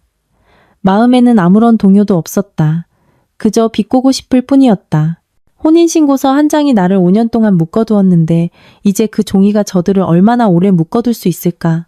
그렇게 생각하고 있는데 휴대폰이 울렸다. 한 변호사였다. 네, 변호사님. 공설이님, 더 팰리스 73 관련 서류 절차가 거의 마무리되었습니다. 전액 현금 지급 소식에 시행사 측에서 매우 효율적으로 처리해주고 있습니다. 또한 재단명의 구매에 대해서도 이해하고 비밀 유지에 협조하겠다고 합니다. 지금 혹시 시간 괜찮으십니까? 최종 확인 서명이 하나 필요할 것 같습니다. 나는 구청을 쳐다보았다. 문득 좋은 생각이 떠올랐다. 네, 괜찮아요. 변호사님, 혹시 서류를 구청 근처 카페로 가져다 주실 수 있을까요? 아까 제가 기다렸던 그곳이요. 제가 이 근처에 있습니다. 한 변호사는 잠시 말을 멈췄다. 조금 의외인 듯했지만 더 묻지는 않았다. 알겠습니다. 약 15분 후에 도착하겠습니다. 전화를 끊고 나는 계속 화단가에 앉아 기다렸다. 약 10여 분이 지나자 재혁과 채주아가 나왔다. 두 사람의 손에는 빨간 혼인신고서가 들려 있었다. 채주아는 입이 귀에 걸릴 듯 웃으며 휴대폰을 들고 재혁과 셀카를 찍었다. 온 세상에 자기들이 결혼했다고 알리고 싶어 안달이 난 것 같았다. 재혁도 의기양양한 표정으로 채주아의 허리를 감싸고 고개를 숙여 무언가 속삭였다. 채주아는 까르르 웃음을 터뜨렸다. 그들은 웃고 장난치며 내가 있는 쪽으로 걸어왔다. 길가에 세워둔 차로 가는 모양이었다. 나는 고개를 숙이고 못 본 척했다. 하지만 채주아의 눈이 더 빨랐다. 그녀는 즉시 재혁의 팔을 잡아 끌며 내가 들을 수 있을 정도의 크지도 작지도 않은 목소리로 말했다. 재혁 오빠, 저기 봐. 저거 설이 언니 아니야? 재혁은 그녀의 시선을 따라 나를 보았다. 나를 발견하자 그의 얼굴에서 미소가 순식간에 굳었다. 약간의 어색함이 스쳤지만 이내 미묘한 우월감으로 바뀌었다. 그는 채주아를 더 꽉 껴안고 내게 다가왔다. 설이야, 재혁이 일부러 놀란 척하며 말을 걸었다. 네가 왜 여기에 있어? 나는 고개를 들어 억지로 쓸쓸한 표정을 지었다. 그들이 꽉 잡은 손과 채주아가 일부러 과시하듯 내미는 혼인신고서를 번갈아 보며 낮은 목소리로 말했다. 지나가던 길이에요. 축하해요. 채주아는 즉시 혼인신고서를 내 눈앞으로 더 가까이 들이밀었다. 내가 못 볼까봐 걱정하는 듯했다. 고마워요, 설이 언니. 보세요. 방금 막 나온 따끈따끈한 거예요. 그녀는 찬란하게 웃었다. 재혁 오빠가 혼인신고 마치면 근사한 데 가서 축하 파티하고 바로 집 보러 가기로 했어요. 더 팰리스 73에 이미 영업사원이랑 약속도 잡아놨대요. 재혁은 가볍게 헛기침을 했다. 채주아가 너무 말이 많다고 생각하는 듯 했지만 그의 눈빛 속더의 양양함은 감출 수 없었다. 그는 나를 보며 마치 선심 쓰듯 말했다. 설이야, 너 혼자 밥 먹었니? 같이 갈래? 내가 대답하기도 전에 채주아가 몰래 그의 옆구리를 꼬집었다. 분명히 싫다는 뜻이었다. 내가 거절하려는 순간 멀리서 한 변호사가 서류 봉투를 들고 빠른 걸음으로 다가오는 것이 보였다. 한 변호사는 내 앞에 똑바로 와서 가볍게 고개를 숙이며 공손하게 말했다. 공설이님, 기다리게 해서 죄송합니다. 이것은 더 팰리스 73 펜트하우스 최종 구매 계약서입니다.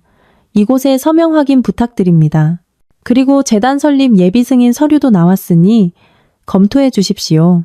그의 목소리는 크지 않았지만 모든 단어가 똑똑히 들렸다. 더 팰리스 73 펜트하우스 구매 계약서, 재단. 이 단어들이 폭탄처럼 재혁과 채주아 앞에 떨어졌다. 재혁의 얼굴에서 더위 양양함이 순식간에 굳어졌다.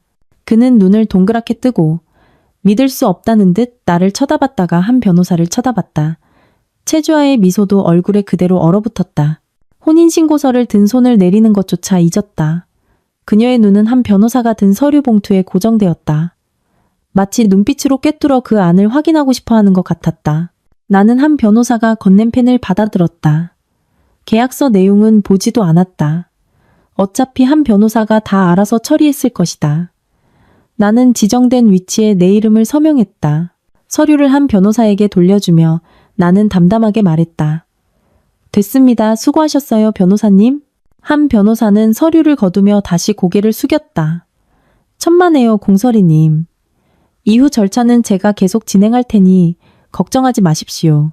그는 다시 나에게 가볍게 목례를 하고는 몸을 돌려 떠났다. 옆에 서 있는 재혁과 최주아는 마치 공기처럼 쳐다보지도 않았다. 현장은 죽은 듯이 고요했다. 재혁은 입을 벌린 채 한참 만에 겨우 목소리를 찾았다. 그는 더듬거리며 나를 가리켰다. 설이야, 너 방금 뭐에 서명한 거야? 무슨 더 팰리스 73? 무슨 재단? 너 어디서 돈이 나서 집을 사? 채주아도 정신을 차리고 날카롭게 소리쳤다. 맞아요. 당신이 어떻게 더 팰리스 73을 사요? 그것도 펜트하우스를. 그거 200억도 넘는단 말이에요.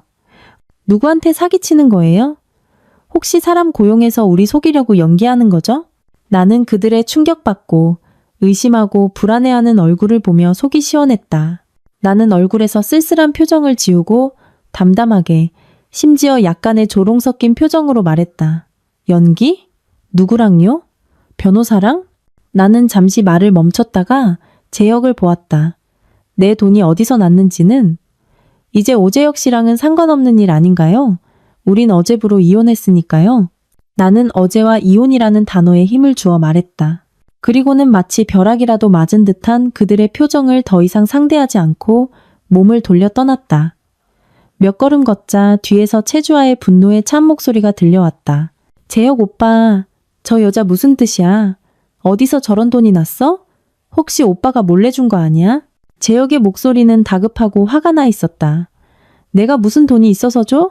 나 빚더미에 앉았고 사업도 그 모양인데 나도 제가 무슨 짓을 하는지 어떻게 알아? 추측해봐. 의심해봐. 괴로워해봐. 이건 이제 시작일 뿐이니까. 나는 그리 빠르지 않게 뒤돌아보지 않고 걸었다.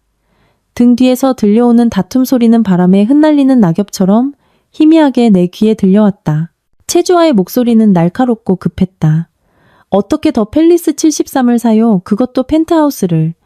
그 변호사 겉은 번지르르한데 혹시 사기꾼 아니에요? 공설이? 지금 사기당하고 있는 거 아니냐고요. 재혁의 목소리에는 짜증과 믿을 수 없다는 감정이 섞여 있었다. 무슨 사기야? 저 변호사 어디서 본 것 같은데 아마 법무법인 해솔 변호사일 거야. 거긴 서울에서도 손꼽히는 대형 로펌이라고.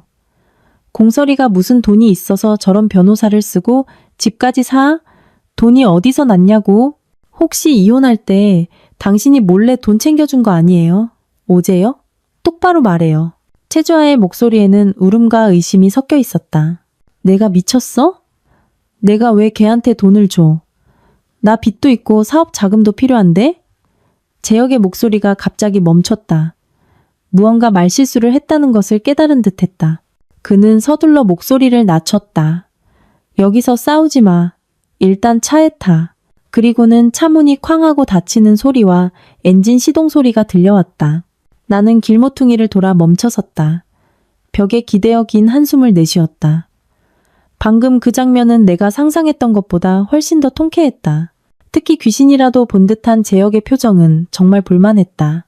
마음이 후련해지고 있는데 휴대폰이 진동했다. 한 변호사가 보낸 암호화된 메시지였다. 공설이님, 방금 그 두 분이 의뢰인님께 큰 관심을 보이는 것 같습니다. 제가 무언가 조치를 취할까요? 나는 웃으며 답장했다. 아니요, 추측하게 두세요. 조사하게 두세요. 변호사님은 그들이 실질적인 정보는 아무것도 알아내지 못하게만 해주시면 됩니다. 한 변호사는 알겠습니다. 라고 답했다. 역시나 그 후 며칠 동안은 조용했다. 아니, 조용할 리가 없었다. 먼저 오재인. 내 전 시누이가 난데없이 카카오톡 메시지를 보냈다. 닭살 돋을 정도로 친한 척하는 말투였다. 설이 언니, 뭐해요? 요즘 괜찮아요? 기분은 좀 나아졌어요? 나는 답장하지 않았다. 잠시 후 그녀에게서 또 메시지가 왔다. 그날 엄마랑 제가 좀 심하게 말하긴 했는데 다 언니 좋으라고 한 말이에요. 언니 손해볼까봐 그랬던 거니까 마음에 담아두지 마세요. 나는 여전히 답장하지 않았다. 그녀는 참지 못하고 전화를 걸어왔다. 나는 전화가 저절로 끊길 때까지 내버려 두었다. 그녀가 다시 전화를 걸자 나는 아예 무음으로 바꿔버렸다. 다음 날은 전 시어머니 차례였다. 그녀는 전화를 하지 않고 내가 예전에 다니던 회사 앞으로 직접 찾아왔다. 나는 이미 오래전에 퇴사했고 서류 정리까지 다 마친 상태였다. 오재혁의 빚 문제가 회사에 알려져 폐를 끼치고 싶지 않았기 때문이다.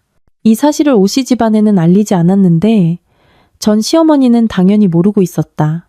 그녀는 회사 로비에서 한참을 기다리다가 나를 만나지 못하자 마지못해 내 예전 휴대폰 번호로 전화를 걸었다. 설이야, 엄마 네 회사 앞인데 너 주려고 국 좀 끓여왔다. 잠깐 내려와서 받아가렴. 나는 전화를 들고 담담하게 말했다. 어머님, 저 퇴사했어요. 회사에 없어요. 전 시어머니는 당황했다. 퇴사? 언제?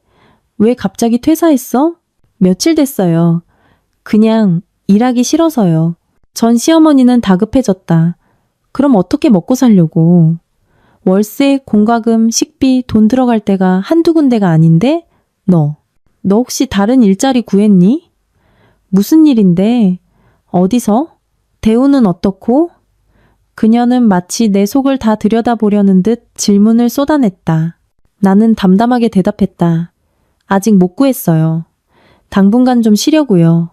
그리고는 전화를 끊었다. 내가 이렇게 애매하게 아무것도 말해주지 않을수록 그들은 더 상상하고 더 궁금해하고 더 필사적으로 내 비밀을 파헤치려 할 것이라는 걸 알았다. 오재혁 쪽도 가만히 있지 않았다.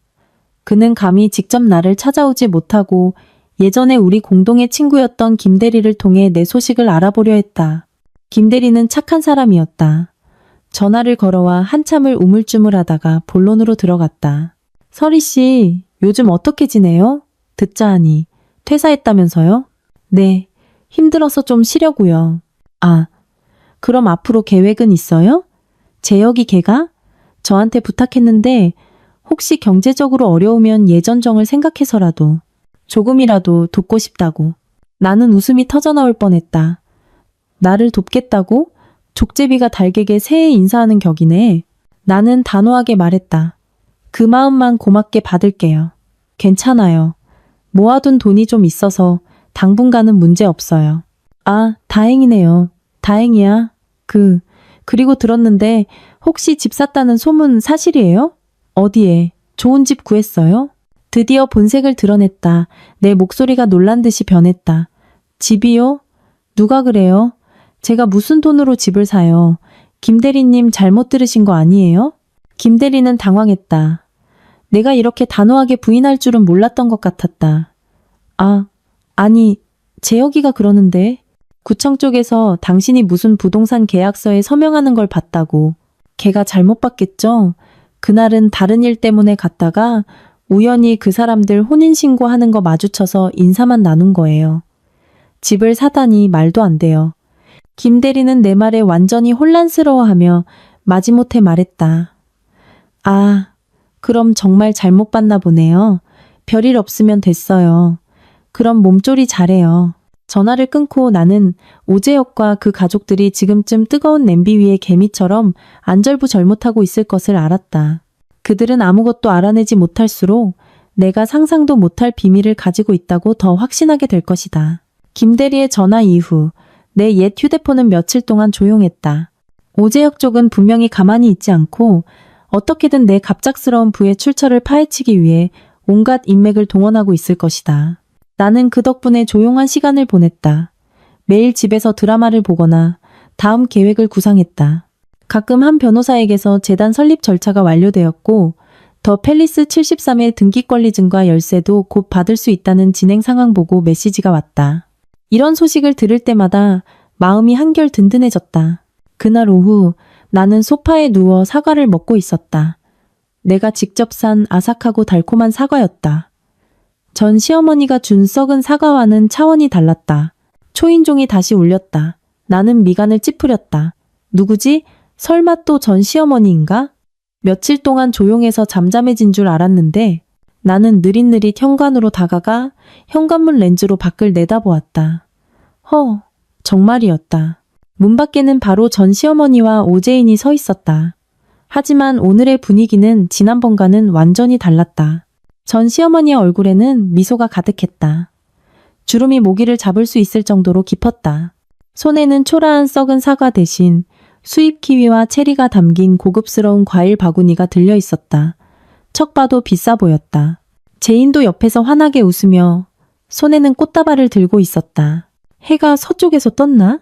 나는 잠시 망설이다가 문을 열었다. 문이 열리자마자 전 시어머니의 과장될 정도로 다정한 목소리가 쏟아져 들어왔다. 어머 설이야. 집에 있었구나. 엄마는 네가 외출한 줄 알았네.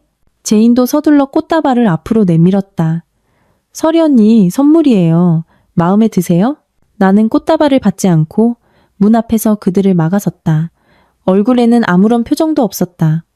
어머님, 제인아, 무슨 일이에요? 전 시어머니는 내 냉담한 태도에 아랑곳하지 않고 안으로 비집고 들어오려 했다. 아무 일 아니야. 아무 일 아니야. 그냥 지나가다가 네가 보고 싶어서 들렀어. 너 혼자 지내는 게 엄마가 마음이 안 놓여서 말이야. 그녀는 말하면서 마치 탐조등처럼 눈으로 집안을 훑었다. 무언가 단서라도 찾으려는 듯했다. 제인도 따라 들어와 꽃다발을 억지로 내 품에 안겨주었다. 그리고는 마치 제 집인 양 거실로 걸어가 과장되게 말했다. 와, 설이 언니, 집 정말 깨끗하게 해놨네요. 지난번보다 훨씬 환해 보여요. 나는 손에 들린 까슬까슬한 꽃다발을 들고 집안을 두리번거리는 두 사람을 바라보았다. 속이 훤히 보였다. 정보를 얻지 못하자 전략을 바꿔 친한 척 접근해서 직접 정찰하러 온 것이었다. 나는 꽃다발을 신발장 위에 아무렇게나 올려두고 문을 닫았다. 앉으라는 말도 하지 않고 그들의 연기를 지켜보았다. 전 시어머니는 과일 바구니를 탁자 위에 놓고 내 손을 잡으며 몹시 안타까워하는 척했다. 설이야 이게 뭐야. 며칠 사이에 얼굴이 반쪽이 됐네. 밥은 잘 챙겨 먹고 있는 거니? 혼자 사는 게 쉽지 않지. 차라리 다시 엄마 집으로 들어와. 엄마가 맛있는 거 해줄게. 나는 손을 빼며 담담하게 말했다. 괜찮아요 어머님. 저 혼자 잘 지내요. 전 시어머니의 얼굴에서 미소가 잠시 굳었다가 다시 이어졌다. 아이고, 엄마한테 뭘 그렇게 서먹하게 구니.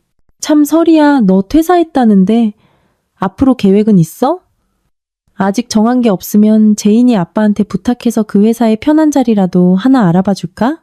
일은 쉽고 돈은 적어도 안정적이잖아? 제인도 다가와 거들었다. 맞아요 설이 언니. 우리 아빠 그래도 작은 부장님인데 사람 하나 꽂아주는 건 문제 없어요. 나는 그들을 보며 갑자기 물었다. 재혁 씨는 두 분 오신 거 알아요?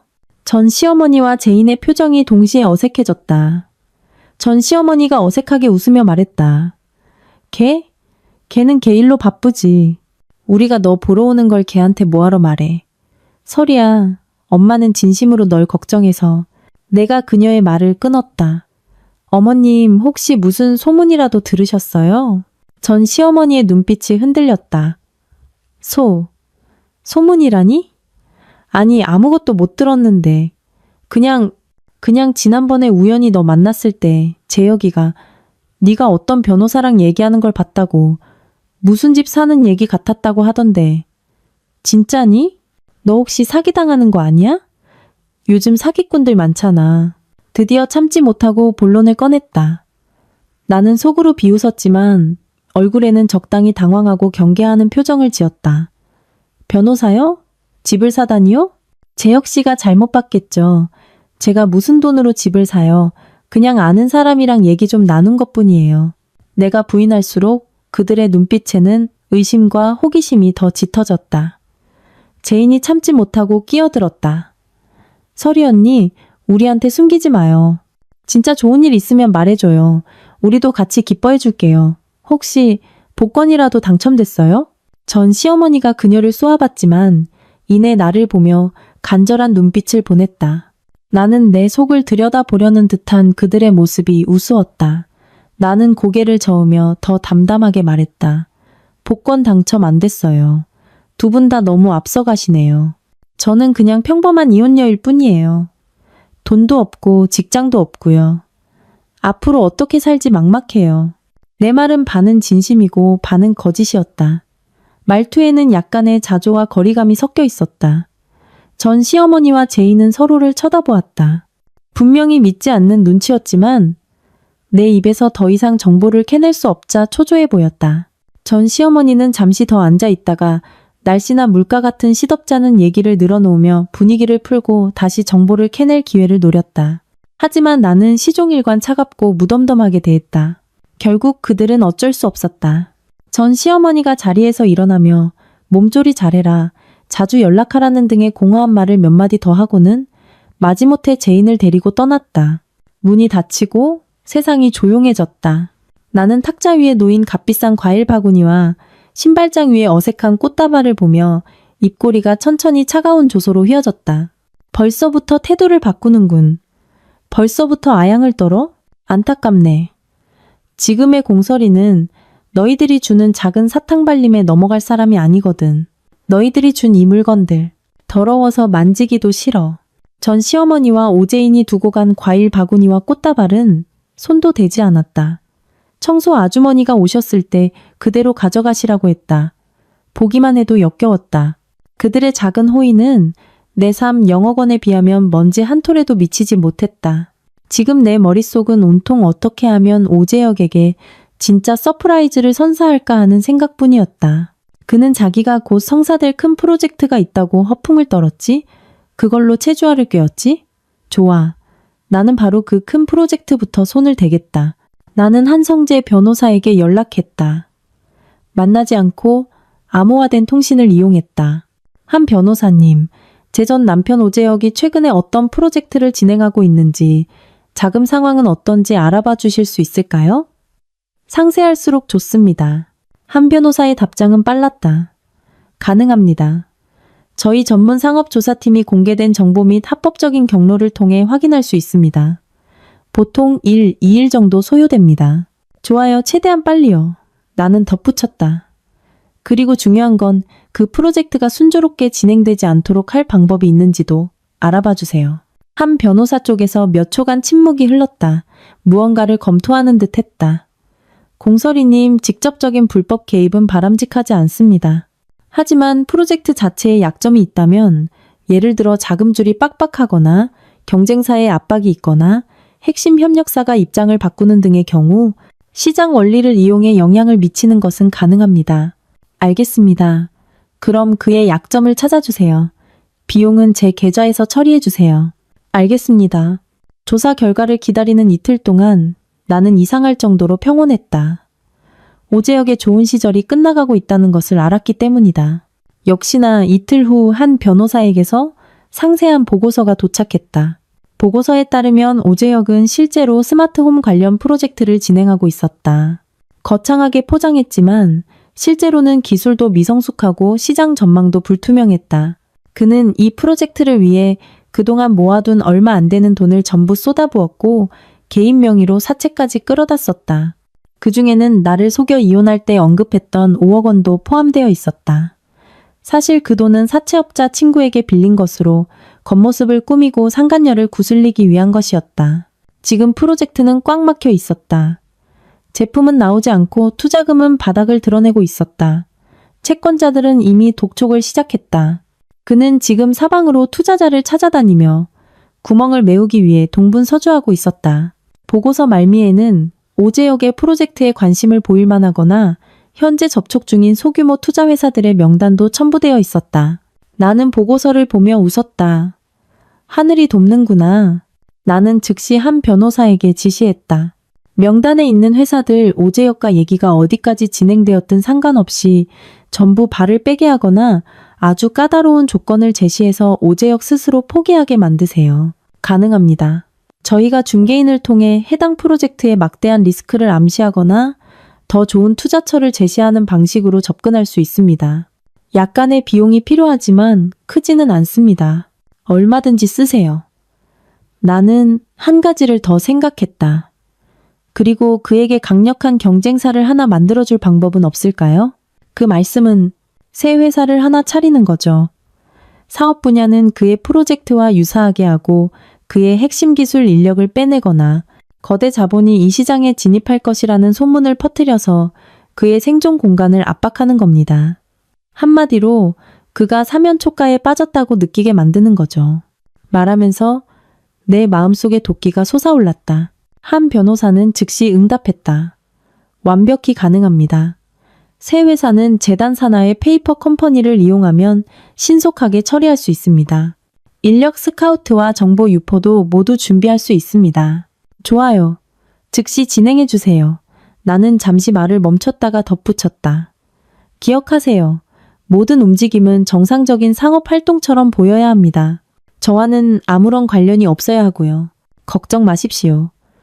전문팀이 처리하므로 절대적으로 은밀하게 진행될 것입니다. 그 후 며칠 동안 나는 가끔 예전 친구들을 통해 오재혁에 대한 소문을 들었다. 친구 A 설이야, 너 오재혁 소식 들었어? 걔 요즘 운이 없는지 다 된 투자 계약이 서명 직전에 엎어졌대. 친구 B, 걔 프로젝트 망했대. 팀원들도 다 도망갔다던데. 친구 C 매일 회사 앞에 빚쟁이들이 와서 돈 달라고 난리라더라. 꼬리말이 아니었대.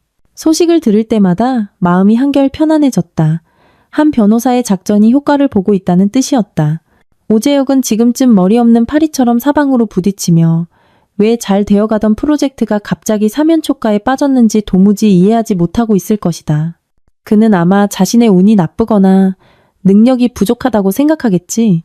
그를 벼랑 끝으로 몰고 있는 것이 고작 5억 원과 한 여자 때문에 그가 친히 내쫓은 전처라는 사실을 그는 영원히 모를 것이다. 기다려. 더 큰 서프라이즈가 아직 남아있으니까. 오재혁이 정신없이 헤매는 동안 나는 봄바람을 맞은 듯 순조로웠다. 한 변호사의 일처리는 신속하고 정확했다. 미래테크라는 이름의 새 회사가 설립되었다. 이름은 그럴듯했지만 사업 분야는 오재혁의 반쯤 죽어가는 프로젝트와 완전히 겹쳤다. 이 소식이 조용히 퍼져나가고 몇몇 투자 회사들이 줄줄이 투자를 철회하거나 문턱을 높이자 오재혁의 작은 회사는 금방이라도 무너질 것처럼 휘청거렸다. 이런 소식은 먹고 마시고 노는 것밖에 모르는 최주아가 당분간은 모르고 있을 것이다. 그녀는 분명히 아직도 펜트하우스에 살며 사모님 소리를 듣는 달콤한 꿈에 빠져 있겠지. 이제 그녀에게도 서프라이즈를 선사할 때가 되었다. 어떻게 선물을 전달할까? 직접 말해주면 재미없다. 그녀 스스로 발견하게 해야 그 충격이 배가 될 것이다. 나는 잠시 생각하다가 좋은 방법이 떠올랐다. 오재혁이 예전에 쓰던 이메일 계정이 있었다. 비밀번호는 그의 생일, 게을은 그는 한 번도 바꾸지 않았다. 이혼 후에도 나는 그 계정을 건드리지 않았다. 혹시 쓸만한 게 남아있을지도 모른다. 나는 한번 로그인해 보았다. 역시나 성공이었다. 이메일함은 광고와 스팸 메일로 가득했다.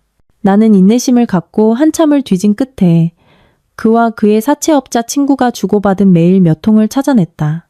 메일에서 재혁은 굽실거리며 며칠만 더 기다려달라고 애원하고 있었다.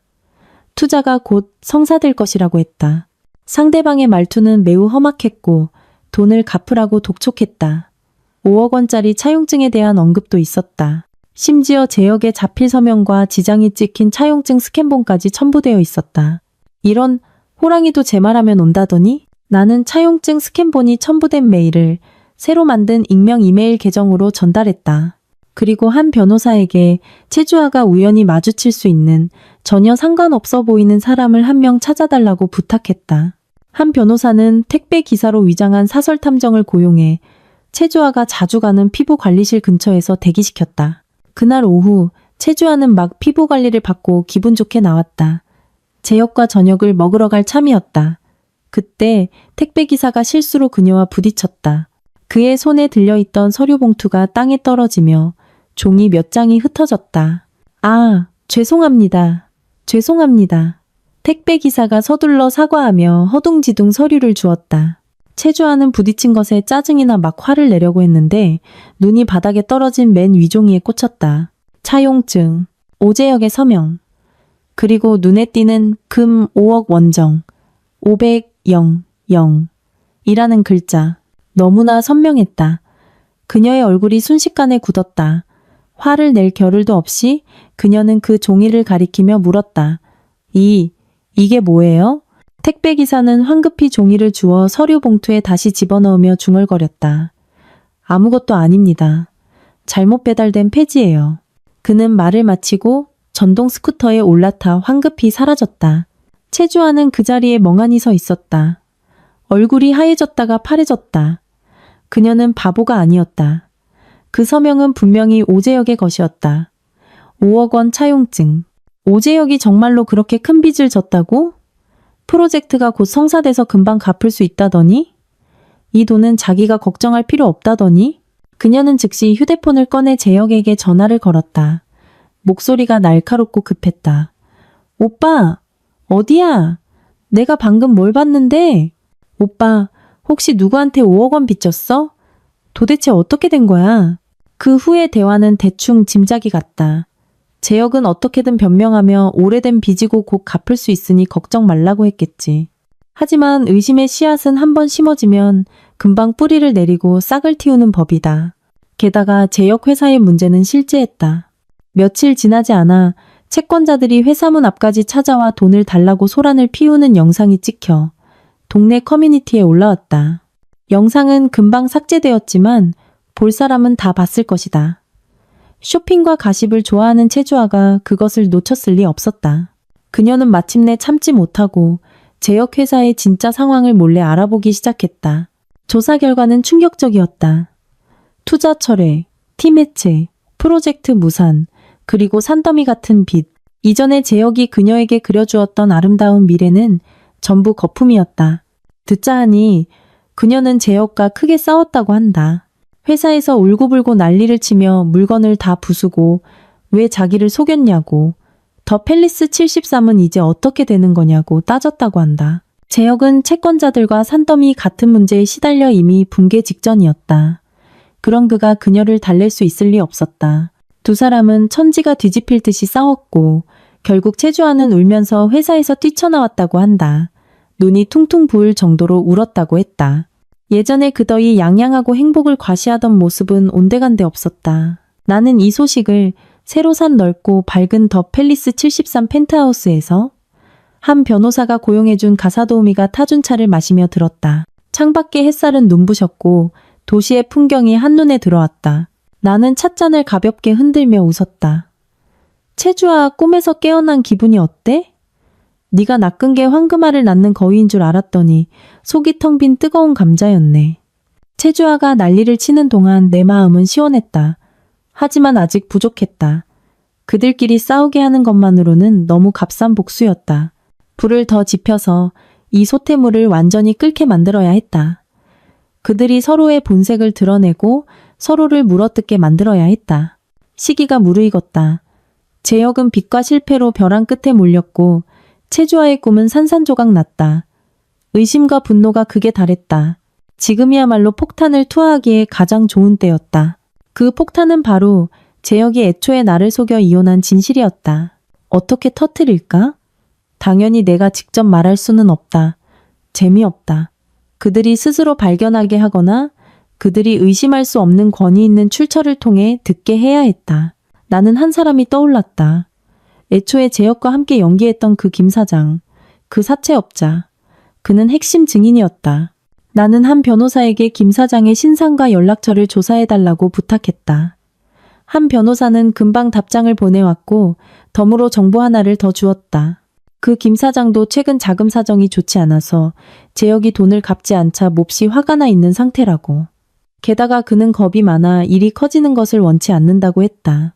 약점이 없는 사람만 아니면 된다. 나는 한 변호사에게 사람을 시켜 김 사장에게 익명으로 연락하게 했다. 내용은 간단했다.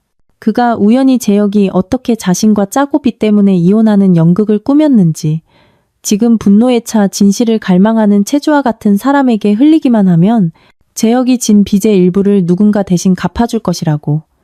그의 급한 불을 끄기에는 충분한 금액이었다. 그리고 일이 끝난 뒤에는 절대 책임을 묻지 않겠다고 보장했다. 이런 조건은 빚을 회수하지 못해 초조하고 일이 커지는 것을 두려워하는 사람에게는 너무나 큰 유혹이었다. 게다가 그저 사실을 말하는 것뿐이었으니까 김 사장은 거의 망설이지 않고 동의했다. 장소는 최주아가 요즘 재혁에게 따지기 위해 자주 찾아가는 카페로 정해졌다. 시간은 오후, 재혁이 최주아의 등살에 못 이겨 만나서 얘기하기로 약속한 때였다. 모든 준비가 끝났다. 나는 좋은 구경거리를 기다리기만 하면 되었다. 당연히 내가 직접 현장에 가지는 않았다. 품이 없다. 한 변호사가 사람을 시켜 멀리서 상황을 기록하게 했다. 오후, 카페 구석.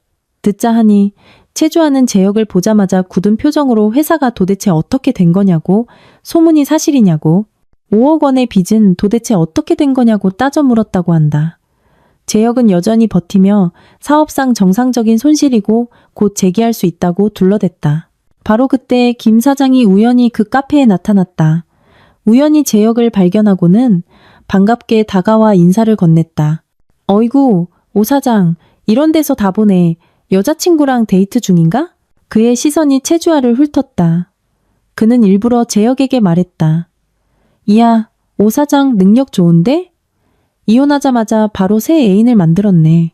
보아하니 지난번에 내가 자네 부탁대로 빚 때문에 이혼하는 연극해준 게 헛수고는 아니었구먼. 이세 사모님이 전 사모님보다 훨씬 낫네. 이 말은 벼락처럼 최주아에게 내리꽂혔다. 그녀는 벌떡 일어나 눈을 동그랗게 뜨고 김 사장을 가리켰다. 목소리가 찢어질 듯 날카로웠다. 뭐라고요? 무슨 연기? 무슨 빚 때문에 이혼?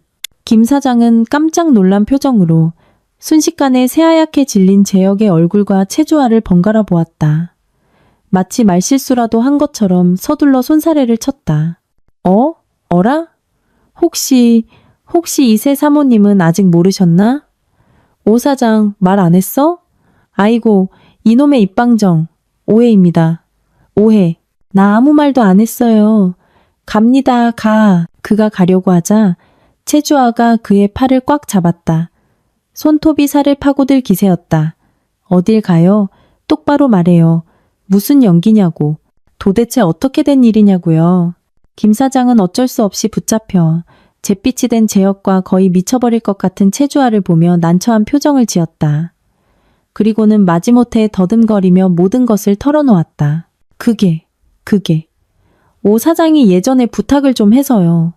자기가 나한테 5억 원 빚진 것처럼 빚쟁이인 척 연기 좀 해달라고. 그래야 전처랑 빨리 깨끗하게 이혼할 수 있다고 해서 사실 그런 빚은 없었고 그 5억 원은 걔가 원래 나한테 빌린 돈이에요. 뭐 겉모습 꾸미는데 쓴다고 했던가. 나는 새 사모님한테는 말 안 한 줄 몰랐죠. 진실이 밝혀졌다. 최주아는 그 자리에 얼어붙었다. 얼굴이 하얘졌다가 파래졌다가 다시 새빨개졌다. 온몸을 부들부들 떨었다. 그녀는 획 돌아서서 재혁을 보았다. 눈빛은 마치 그를 산채로 잡아먹을 것 같았다. 오재혁, 이 사람 말이 사실이야? 날 속였어? 넌 무슨 대단한 프로젝트가 있는 게 아니었어. 넌 빚 때문에 이혼한 거고 공설이 쫓아내려고 거짓말한 거야. 넌 처음부터 끝까지 날 속였어. 재혁은 완전히 당황해서 횡설수설하며 변명하려 했다. 주아야, 내 말 좀 들어봐. 그런 게 아니야. 다 우리 좋으라고 그런 거야, 우리. 우리 좋으라고? 최주아가 비명을 지르며 테이블 위에 커피를 집어 재혁의 얼굴에 그대로 뿌려버렸다. 이 사기꾼, 쓰레기 같은 놈. 날 바보로 만들었어? 난 네가 얼마나 대단한 사람인 줄 알았는데 알고 보니 빚더미에 앉은 무능력자였잖아. 네 전처까지 속이고. 넌 인간도 아니야. 커피가 재혁의 얼굴을 타고 줄줄 흘러내렸다. 꼬리말이 아니었다. 주위 사람들이 모두 쳐다보며 수군거렸다. 재혁도 창피함에 분노가 치밀었는지 얼굴을 한번 훔치고 소리쳤다. 네가 뭘 잘했다고 소리질러. 네가 매일같이 결혼하자고 조르고 집 사달라고 안 했으면 내가 이 지경까지 왔겠어? 이제 와서 문제 좀 생겼다고 나한테 다 뒤집어 씌워? 오재혁, 너 양심도 없니? 최주아는 완전히 이성을 잃고 그에게 달려들어 핥히고 때렸다. 내 돈 내놔. 네가 내 돈 얼마나 많이 썼는데? 내놓으라고. 두 사람은 카페 안에서 뒤엉켜 싸웠다. 울음소리, 욕설, 의자가 넘어지는 소리가 뒤섞여 그야말로 온 카페의 구경거리가 되었다. 멀리서 상황을 기록하던 사람이 이 장면을 고스란히 찍어 보내왔다. 나는 흐릿하지만 여전히 흥미진진한 그 영상을 보며 그 안에서 들려오는 선명한 욕설과 울음소리를 들었다. 손에 든 따뜻한 차를 천천히 한 모금 마셨다. 향기롭네. 오재혁, 최주아. 서로를 물어뜯는 모습이 참 보기 좋구나. 카페에서의 대소동은 경찰을 부르겠다는 위협 끝에 겨우 마무리되었다고 한다. 오재혁과 최주아는 완전히 원수가 되었다. 듣자 하니 최주아는 그날 바로 짐을 싸서 재혁의 집에서 나왔다고 한다. 떠나기 전에 집에 있던 값나가는 자잘한 물건들과 신용카드 몇 장을 챙겨가 한도를 꽉 채워 쓰고 나서야 돌려줬다고. 이런 세세한 내용은 한 변호사를 통해 들었다. 그는 이제 나의 전속 정보원이나 다름없었다. 그것도 초고효율에.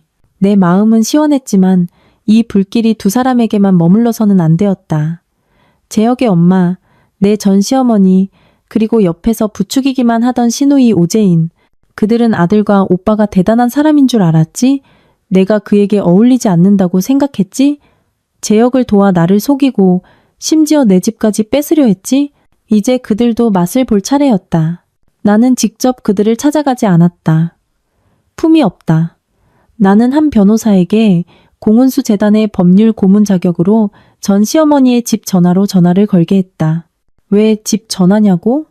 노인들은 이런 전화를 더 신뢰하는 경향이 있고 스피커폰으로 틀어온 가족이 다 듣게 될 가능성이 높기 때문이다. 전화를 받은 것은 전 시어머니 본인이었다. 한 변호사의 목소리는 매우 사무적이고 심지어 조금 차가웠다. 안녕하십니까? 김영자 여사님 댁 맞습니까? 전 시어머니는 조금 당황했다. 네, 맞는데요. 누구세요? 안녕하십니까, 여사님. 저는 법무법인 해솔의 변호사입니다. 공은수 재단의 위임을 받아 여사님과 가족분들께 아드님이신 오재혁 씨와 재단 산하 프로젝트 간의 경제적 분쟁, 그리고 그가 수차례 재단 명의를 도용하여 부당한 자금 조달을 시도한 행위에 대해 통지해 드립니다. 재단 조사 결과 증거는 명백합니다. 전화기 너머에 전 시어머니 얼굴이 굳어지는 것이 눈에 보이는 듯했다. 목소리가 높아졌다. 무슨 재단?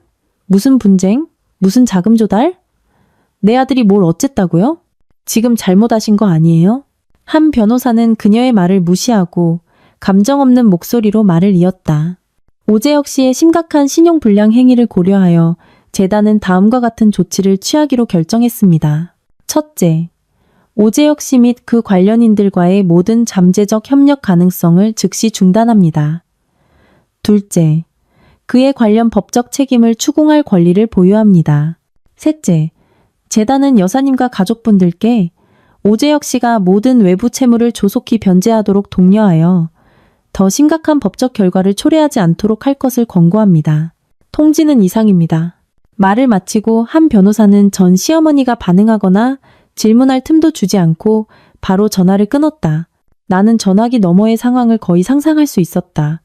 전 시어머니가 뚜뚜 소리만 나는 수화기를 들고 충격과 혼란에 빠진 얼굴로 서 있는 모습. 그리고 이어질 집안의 대혼란. 역시나 30분도 채 되지 않아 내 옛 휴대폰이 미친 듯이 울리기 시작했다. 재혁이 이미 엄마의 다급한 호출을 받고 집으로 불려간 모양이었다. 첫 번째 전화는 재혁에게서 왔다. 목소리는 분노와 공포에 차 있었다. 공설이 너지? 네가 꾸민 짓이지?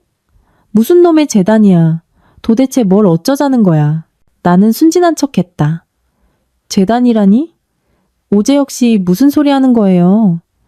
우리 이혼했잖아요. 당신 일은 나랑 상관없어요. 재혁이 소리쳤다. 아직도 시치 미를 때? 그 변호사가 말한 공은수 재단? 네가 사주해서 나 겁주려는 거잖아. 난 안 무서워. 나는 비웃었다. 오재혁, 너 빚더미에 앉아서 쫓기고 회사 망하게 생겼는데 이제는 무슨 재단까지 건드렸어? 문제가 이만저만이 아니네. 네가 저지른 짓이니까 네가 알아서 책임져. 나 귀찮게 하지 말고. 나는 탁 하고 전화를 끊었다. 곧바로 전 시어머니에게서 전화가 걸려왔다. 목소리에는 울음과 전례 없는 불안함이 섞여 있었다. 설이야, 설이야. 방금 어떤 변호사한테서 전화가 왔는데 재혁이가 큰 사고를 쳤대? 무슨 재단을 잘못 건드려서 법적 책임을 묻겠다고. 이게 도대체 어떻게 된 일이니? 너 혹시 뭐 아는 거 있어? 그 재단 사람들 아니? 재혁이 좀 도와주면 안 될까? 엄마 좀 도와줘. 나는 놀랍고 무고한 척했다. 어머님, 저도 무슨 영문인지 하나도 모르겠어요. 재혁 씨가 밖에서 무슨 일을 저질렀는지 제가 어떻게 알아요? 제가 무슨 능력으로 그런 재단 사람들을 알겠어요. 너무 과대평가하시는 거예요. 전 시어머니는 다급해졌다. 아니야, 분명히 너랑 관련 있어. 아니면 이렇게 우연일 리가 없어.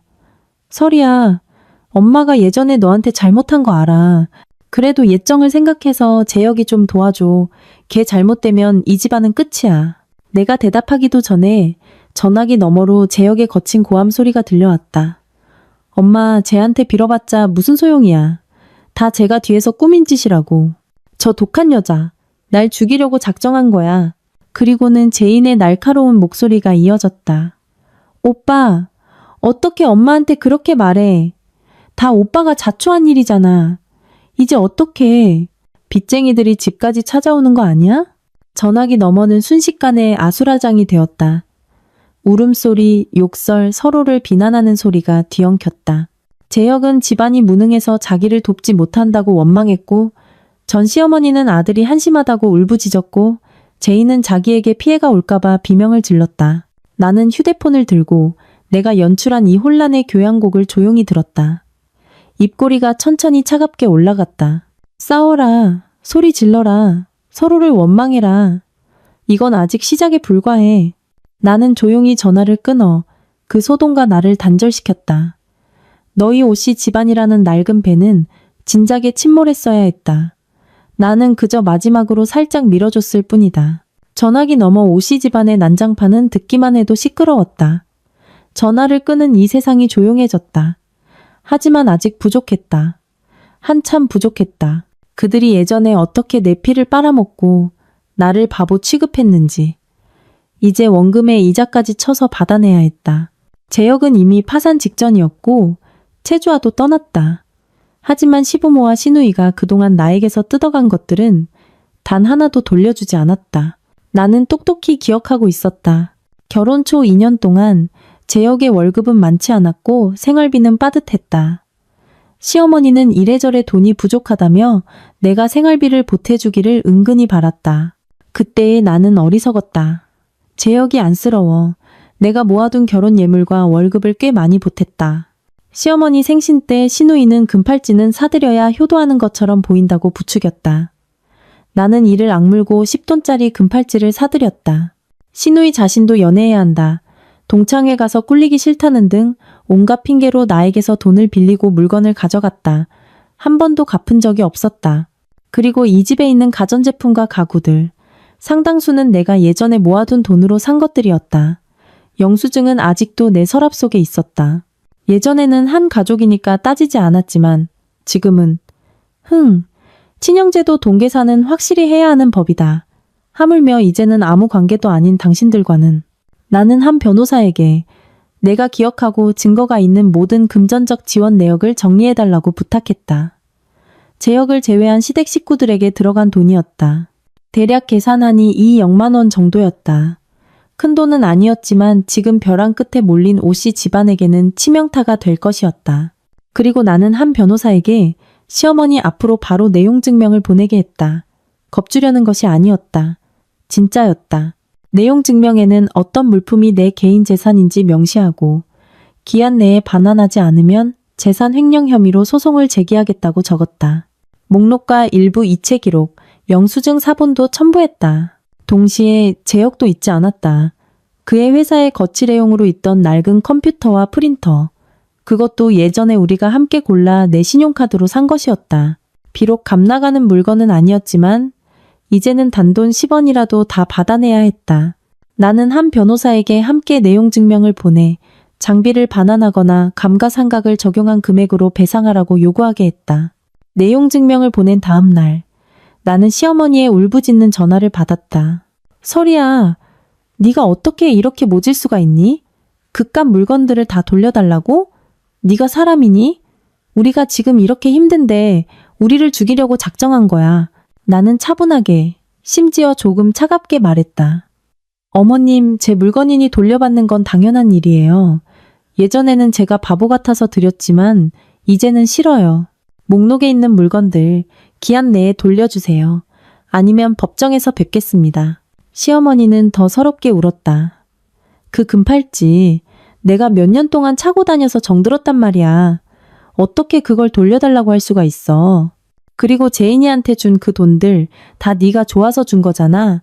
줬던 걸 다시 뺏는 법이 어디 있니? 나는 웃었다. 좋아서요? 그건 제가 걔 새언니였기 때문이죠. 이제는 아니잖아요. 정이라. 어머님은 저한테 정이 있으셨어요? 저를 속여 이혼시키고 제 집을 빼앗으려 하실 때는 정 같은 건 생각 안 하셨잖아요. 시어머니는 말문이 막혀 그저 울기만 했다. 잠시 후 제인이 분노의 찬 목소리로 전화를 걸어왔다. 공설이 지금 뭐 하자는 거야? 내용 증명? 누구 겁주려고? 그깟 쓰레기 같은 물건이랑 푼돈 때문에 이래야겠어? 너 왜 이렇게 악독해졌어? 나는 바로 쏘아붙였다. 내 물건은 내 마음이야. 악독? 너희 가족이 합심해서 나를 속이고 이혼시킨 것보다 더 악독할까? 짐이나 싸도. 내 변호사가 연락해서 반환 방법이랑 장소 알려줄 테니까 너. 제인은 전화기 너머에서 씩씩거렸다. 안 돌려주면 어쩔 건데. 나는 담담하게 말했다. 안 돌려준다고? 좋아. 그럼 법정에서 보자. 그때 전과 기록 남으면 나중에 네가 취직하거나 시집갈 때 영향이 없을까? 제인은 순간 말을 잃었다. 그리고는 탁 하고 전화를 끊었다. 나는 그들이 결국 굴복할 것이라는 걸 알았다. 그들은 진짜 소송까지 갈 용기도 여력도 없었다. 게다가 제인의 앞날에 흠집이 남는 것을 더 두려워할 것이다. 이미 망가질 대로 망가진 제역과는 달랐으니까. 역시나 내용 증명에 명시된 기한 마지막 날, 시어머니는 마지못해 사람을 시켜 내가 지정한 장소로 소포를 하나 보냈다. 안에는 그 금팔찌가 들어있었다. 빛이 많이 발해 있었다. 그리고 내가 예전에 선물했던 자잘한 장신구와 가방들도 있었다. 제역 쪽에서도 낡은 컴퓨터와 감가상각 금액을 보내왔다. 아마 집안의 마지막 남은 돈까지 긁어 모았을 것이다. 한때 나의 어리석음과 헌신의 증표였던 그 물건들을 보며 나는 아무런 감흥도 느끼지 못했다. 그저 우스울 뿐이었다. 나는 한 변호사에게 금팔찌는 바로 팔아버리고 다른 것들도 팔 수 있는 건 팔고 나머지는 버리라고 했다. 배상금도 모두 회수했다. 이 모든 것을 처리하고 나니 몇 년 동안 묵혀있던 체증이 완전히 내려가는 기분이었다. 오씨 집안은 이제 정말로 빈털터리가 되었을 것이고 내부 갈등은 극에 달해 다시는 일어서지 못할 것이다. 그것으로 충분했다. 나의 복수는 여기까지다. 남은 길은 너희들이 알아서 진흙탕 속을 걸어가라. 나에게는 이제 날아갈 더 넓은 하늘이 있으니까. 마지막으로 그 너저분한 물건들을 처리하고 나니 마음속에 오씨 가족에 대한 응어리가 완전히 풀렸다. 계좌에 찍힌 길고 긴 숫자를 보고 지난 5년간의 억울함이 가득했던 이 텅 빈 낡은 집을 보니 나는 심호흡을 한번 깊게 했다. 떠날 때가 됐다. 새 집은 이미 준비되어 있었다. 청담동의 최고급 펜트하우스, 도시의 절반이 내려다 보이는 탁 트인 전망. 한 변호사는 모든 절차를 완벽하게 처리해 주었다. 재단 명의로, 조용히. 오재혁과 그 가족들은 아직도 내가 어디 구석에서 라면으로 끼니를 때우고 있을 거라 생각하겠지. 이삿날 나는 누구에게도 알리지 않았다. 새로 뽑은 튀지 않지만 성능은 최고인 차를 몰고 마지막으로 익숙한 현관문을 바라보았다. 엑셀을 밟고 망설임 없이 떠났다. 새 집의 통유리창 밖으로 보이는 야경은 마치 다이아몬드를 흩뿌려 놓은 듯 눈부셨다. 나는 와인 한 잔을 들고 부드러운 소파에 몸을 기댔다. 비로소 이게 사는 거구나 싶었다. 가끔 한 변호사에게서 연락이 왔다. 자산 현황을 보고하거나 내 새로운 계획이 있는지 물었다. 이제 돈에 대한 감각은 무뎌졌다. 어떻게 써도 다 쓸 수 없을 만큼 충분했다. 나는 그에게 안정적으로 관리해달라고만 했다. 어느 날 한 변호사가 말했다. 공설이님, 이전에 오재혁 씨 회사를 상대로 진행했던 사업적 조치들을 계속해야 할까요? 나는 와인잔을 흔들며 창밖을 보았다. 이제 그만두세요. 더 이상 에너지를 낭비할 필요 없어요. 알겠습니다. 한 변호사는 잠시 말을 멈췄다가 덧붙였다. 파악한 바에 따르면 오재혁 씨의 회사는 지난주에 공식적으로 파산 신청을 했습니다. 직원 임금 체불 및 다수의 채무가 있으며 현재 매우 어려운 상황이라고 합니다. 본인도 원래 살던 곳에서 이사했다고 하는데 구체적인 행방은 불분명합니다. 나는 짧게 대답했다. 마음에는 아무런 파동도 일지 않았다. 그가 힘든 건 자업자득이었다. 나는 더 이상 그에게 신경 쓸 여유가 없었다. 그리고 한 변호사의 목소리에 희미한 웃음기가 섞였다. 전 남편의 모친이신 김영자 여사께서 수차례 로펌 안내 데스크를 통해 의뢰인님과의 만남을 요청했습니다. 사과하고 도움을 청하고 싶다고 했다고 합니다. 의뢰인님의 지시에 따라 모두 거절했습니다. 나는 피식 웃었다. 사과? 도움? 그들과는 모르는 사이라고 전해주세요. 알겠습니다. 전화를 끊자 온몸이 가벼워졌다. 그 가족들의 지긋지긋한 이야기는 이제 낡은 책장을 넘기듯 완전히 과거가 되었다. 삶은 갑자기 단순하고 충실해졌다. 나는 이전에는 돈과 시간이 없어 배우지 못했던 것들을 배우기 시작했다. 꽃꽂이, 다도, 심지어 스쿠버 다이빙까지 새로운 친구들도 많이 사귀었다. 아무도 내 과거를 몰랐다. 그저 집안이 부유하고 성격 좋은 싱글 여성으로만 알 뿐이었다. 가끔 차를 몰고 예전에 제역과 자주 가던 곳을 지나거나 한때 비싸서 들어갈 엄두도 못 냈던 레스토랑을 보면 차를 세우고 혼자 들어가 가장 좋은 음식을 시켜 천천히 맛보았다. 맛은 그저 그랬지만 기분은 하늘과 땅 차이였다. 1년 후 어느 날 나는 공항 VIP 라운지에서 우연히 채주아와 마주쳤다. 그녀는 많이 초췌해 보였고 옷차림도 예전처럼 화려하지 않았다. 혼자서 큰 캐리어를 끌고 황급히 어디론가 가고 있었다. 그녀도 나를 보았다. 눈에 띄게 당황하며 복잡한 눈빛을 보냈다. 놀라움, 질투, 그리고 아마 다른 감정들이 섞여 있다가 결국 어색함과 회피로 변했다. 그녀는 서둘러 고개를 숙이고 나를 못 본 척하며 빠르게 자리를 떴다. 나는 씩 웃고는 신경 쓰지 않았다. 그녀가 잘 살든 못 살든 나와 무슨 상관이람. 몇 달 뒤 옛 친구에게서 소식을 들었다. 오재혁은 지방 소도시로 내려갔는데 뭘 하는지는 몰라도 아주 어렵게 산다고 했다. 오재인은 평범한 남자와 결혼했는데 시어머니가 보통이 아니라서 고된 시집살이를 하고 있다고 했다. 전 시어머니는 크게 앓고 난 뒤 건강이 나빠졌다고 했다. 친구는 한숨을 쉬며 말했다. 참, 그 집안은 어쩌다 그렇게 한순간에 풍비박산이 났는지 몰라. 나는 그저 음하고 대답하며 화제를 돌렸다. 풍비박산? 모든 길은 스스로 선택하고 걸어간 결과일 뿐이다. 내 탓인가? 공설이는 이미 앞으로 나아갔다. 아주 멀리. 그들의 그림자조차 희미해져 보이지 않을 만큼 멀리. 지금의 나에게는 돈과 시간 그리고 자유가 있다. 하고 싶은 건 뭐든 하고 가고 싶은 곳은 어디든 간다. 과거의 공설이는 남의 눈치를 보고 아끼고 절약하며 부엌과 남자 주변만 맴돌다 쓰레기처럼 버려졌다. 지금의 공설이는 당당하고 자유롭다. 그것으로 충분했다. 오늘 저희 이야기는 여기까지입니다. 시청해주셔서 감사합니다. 오늘 공유한 내용이 여러분께 작은 울림을 주었기를 바랍니다. 아직 구독하지 않으신 분들은 구독 버튼을 눌러주세요. 그러면 매일 저희와 함께 성장하고 함께 행복해지고 함께 천천히 늙어갈 수 있습니다. 다음 편에서 다시 만나요.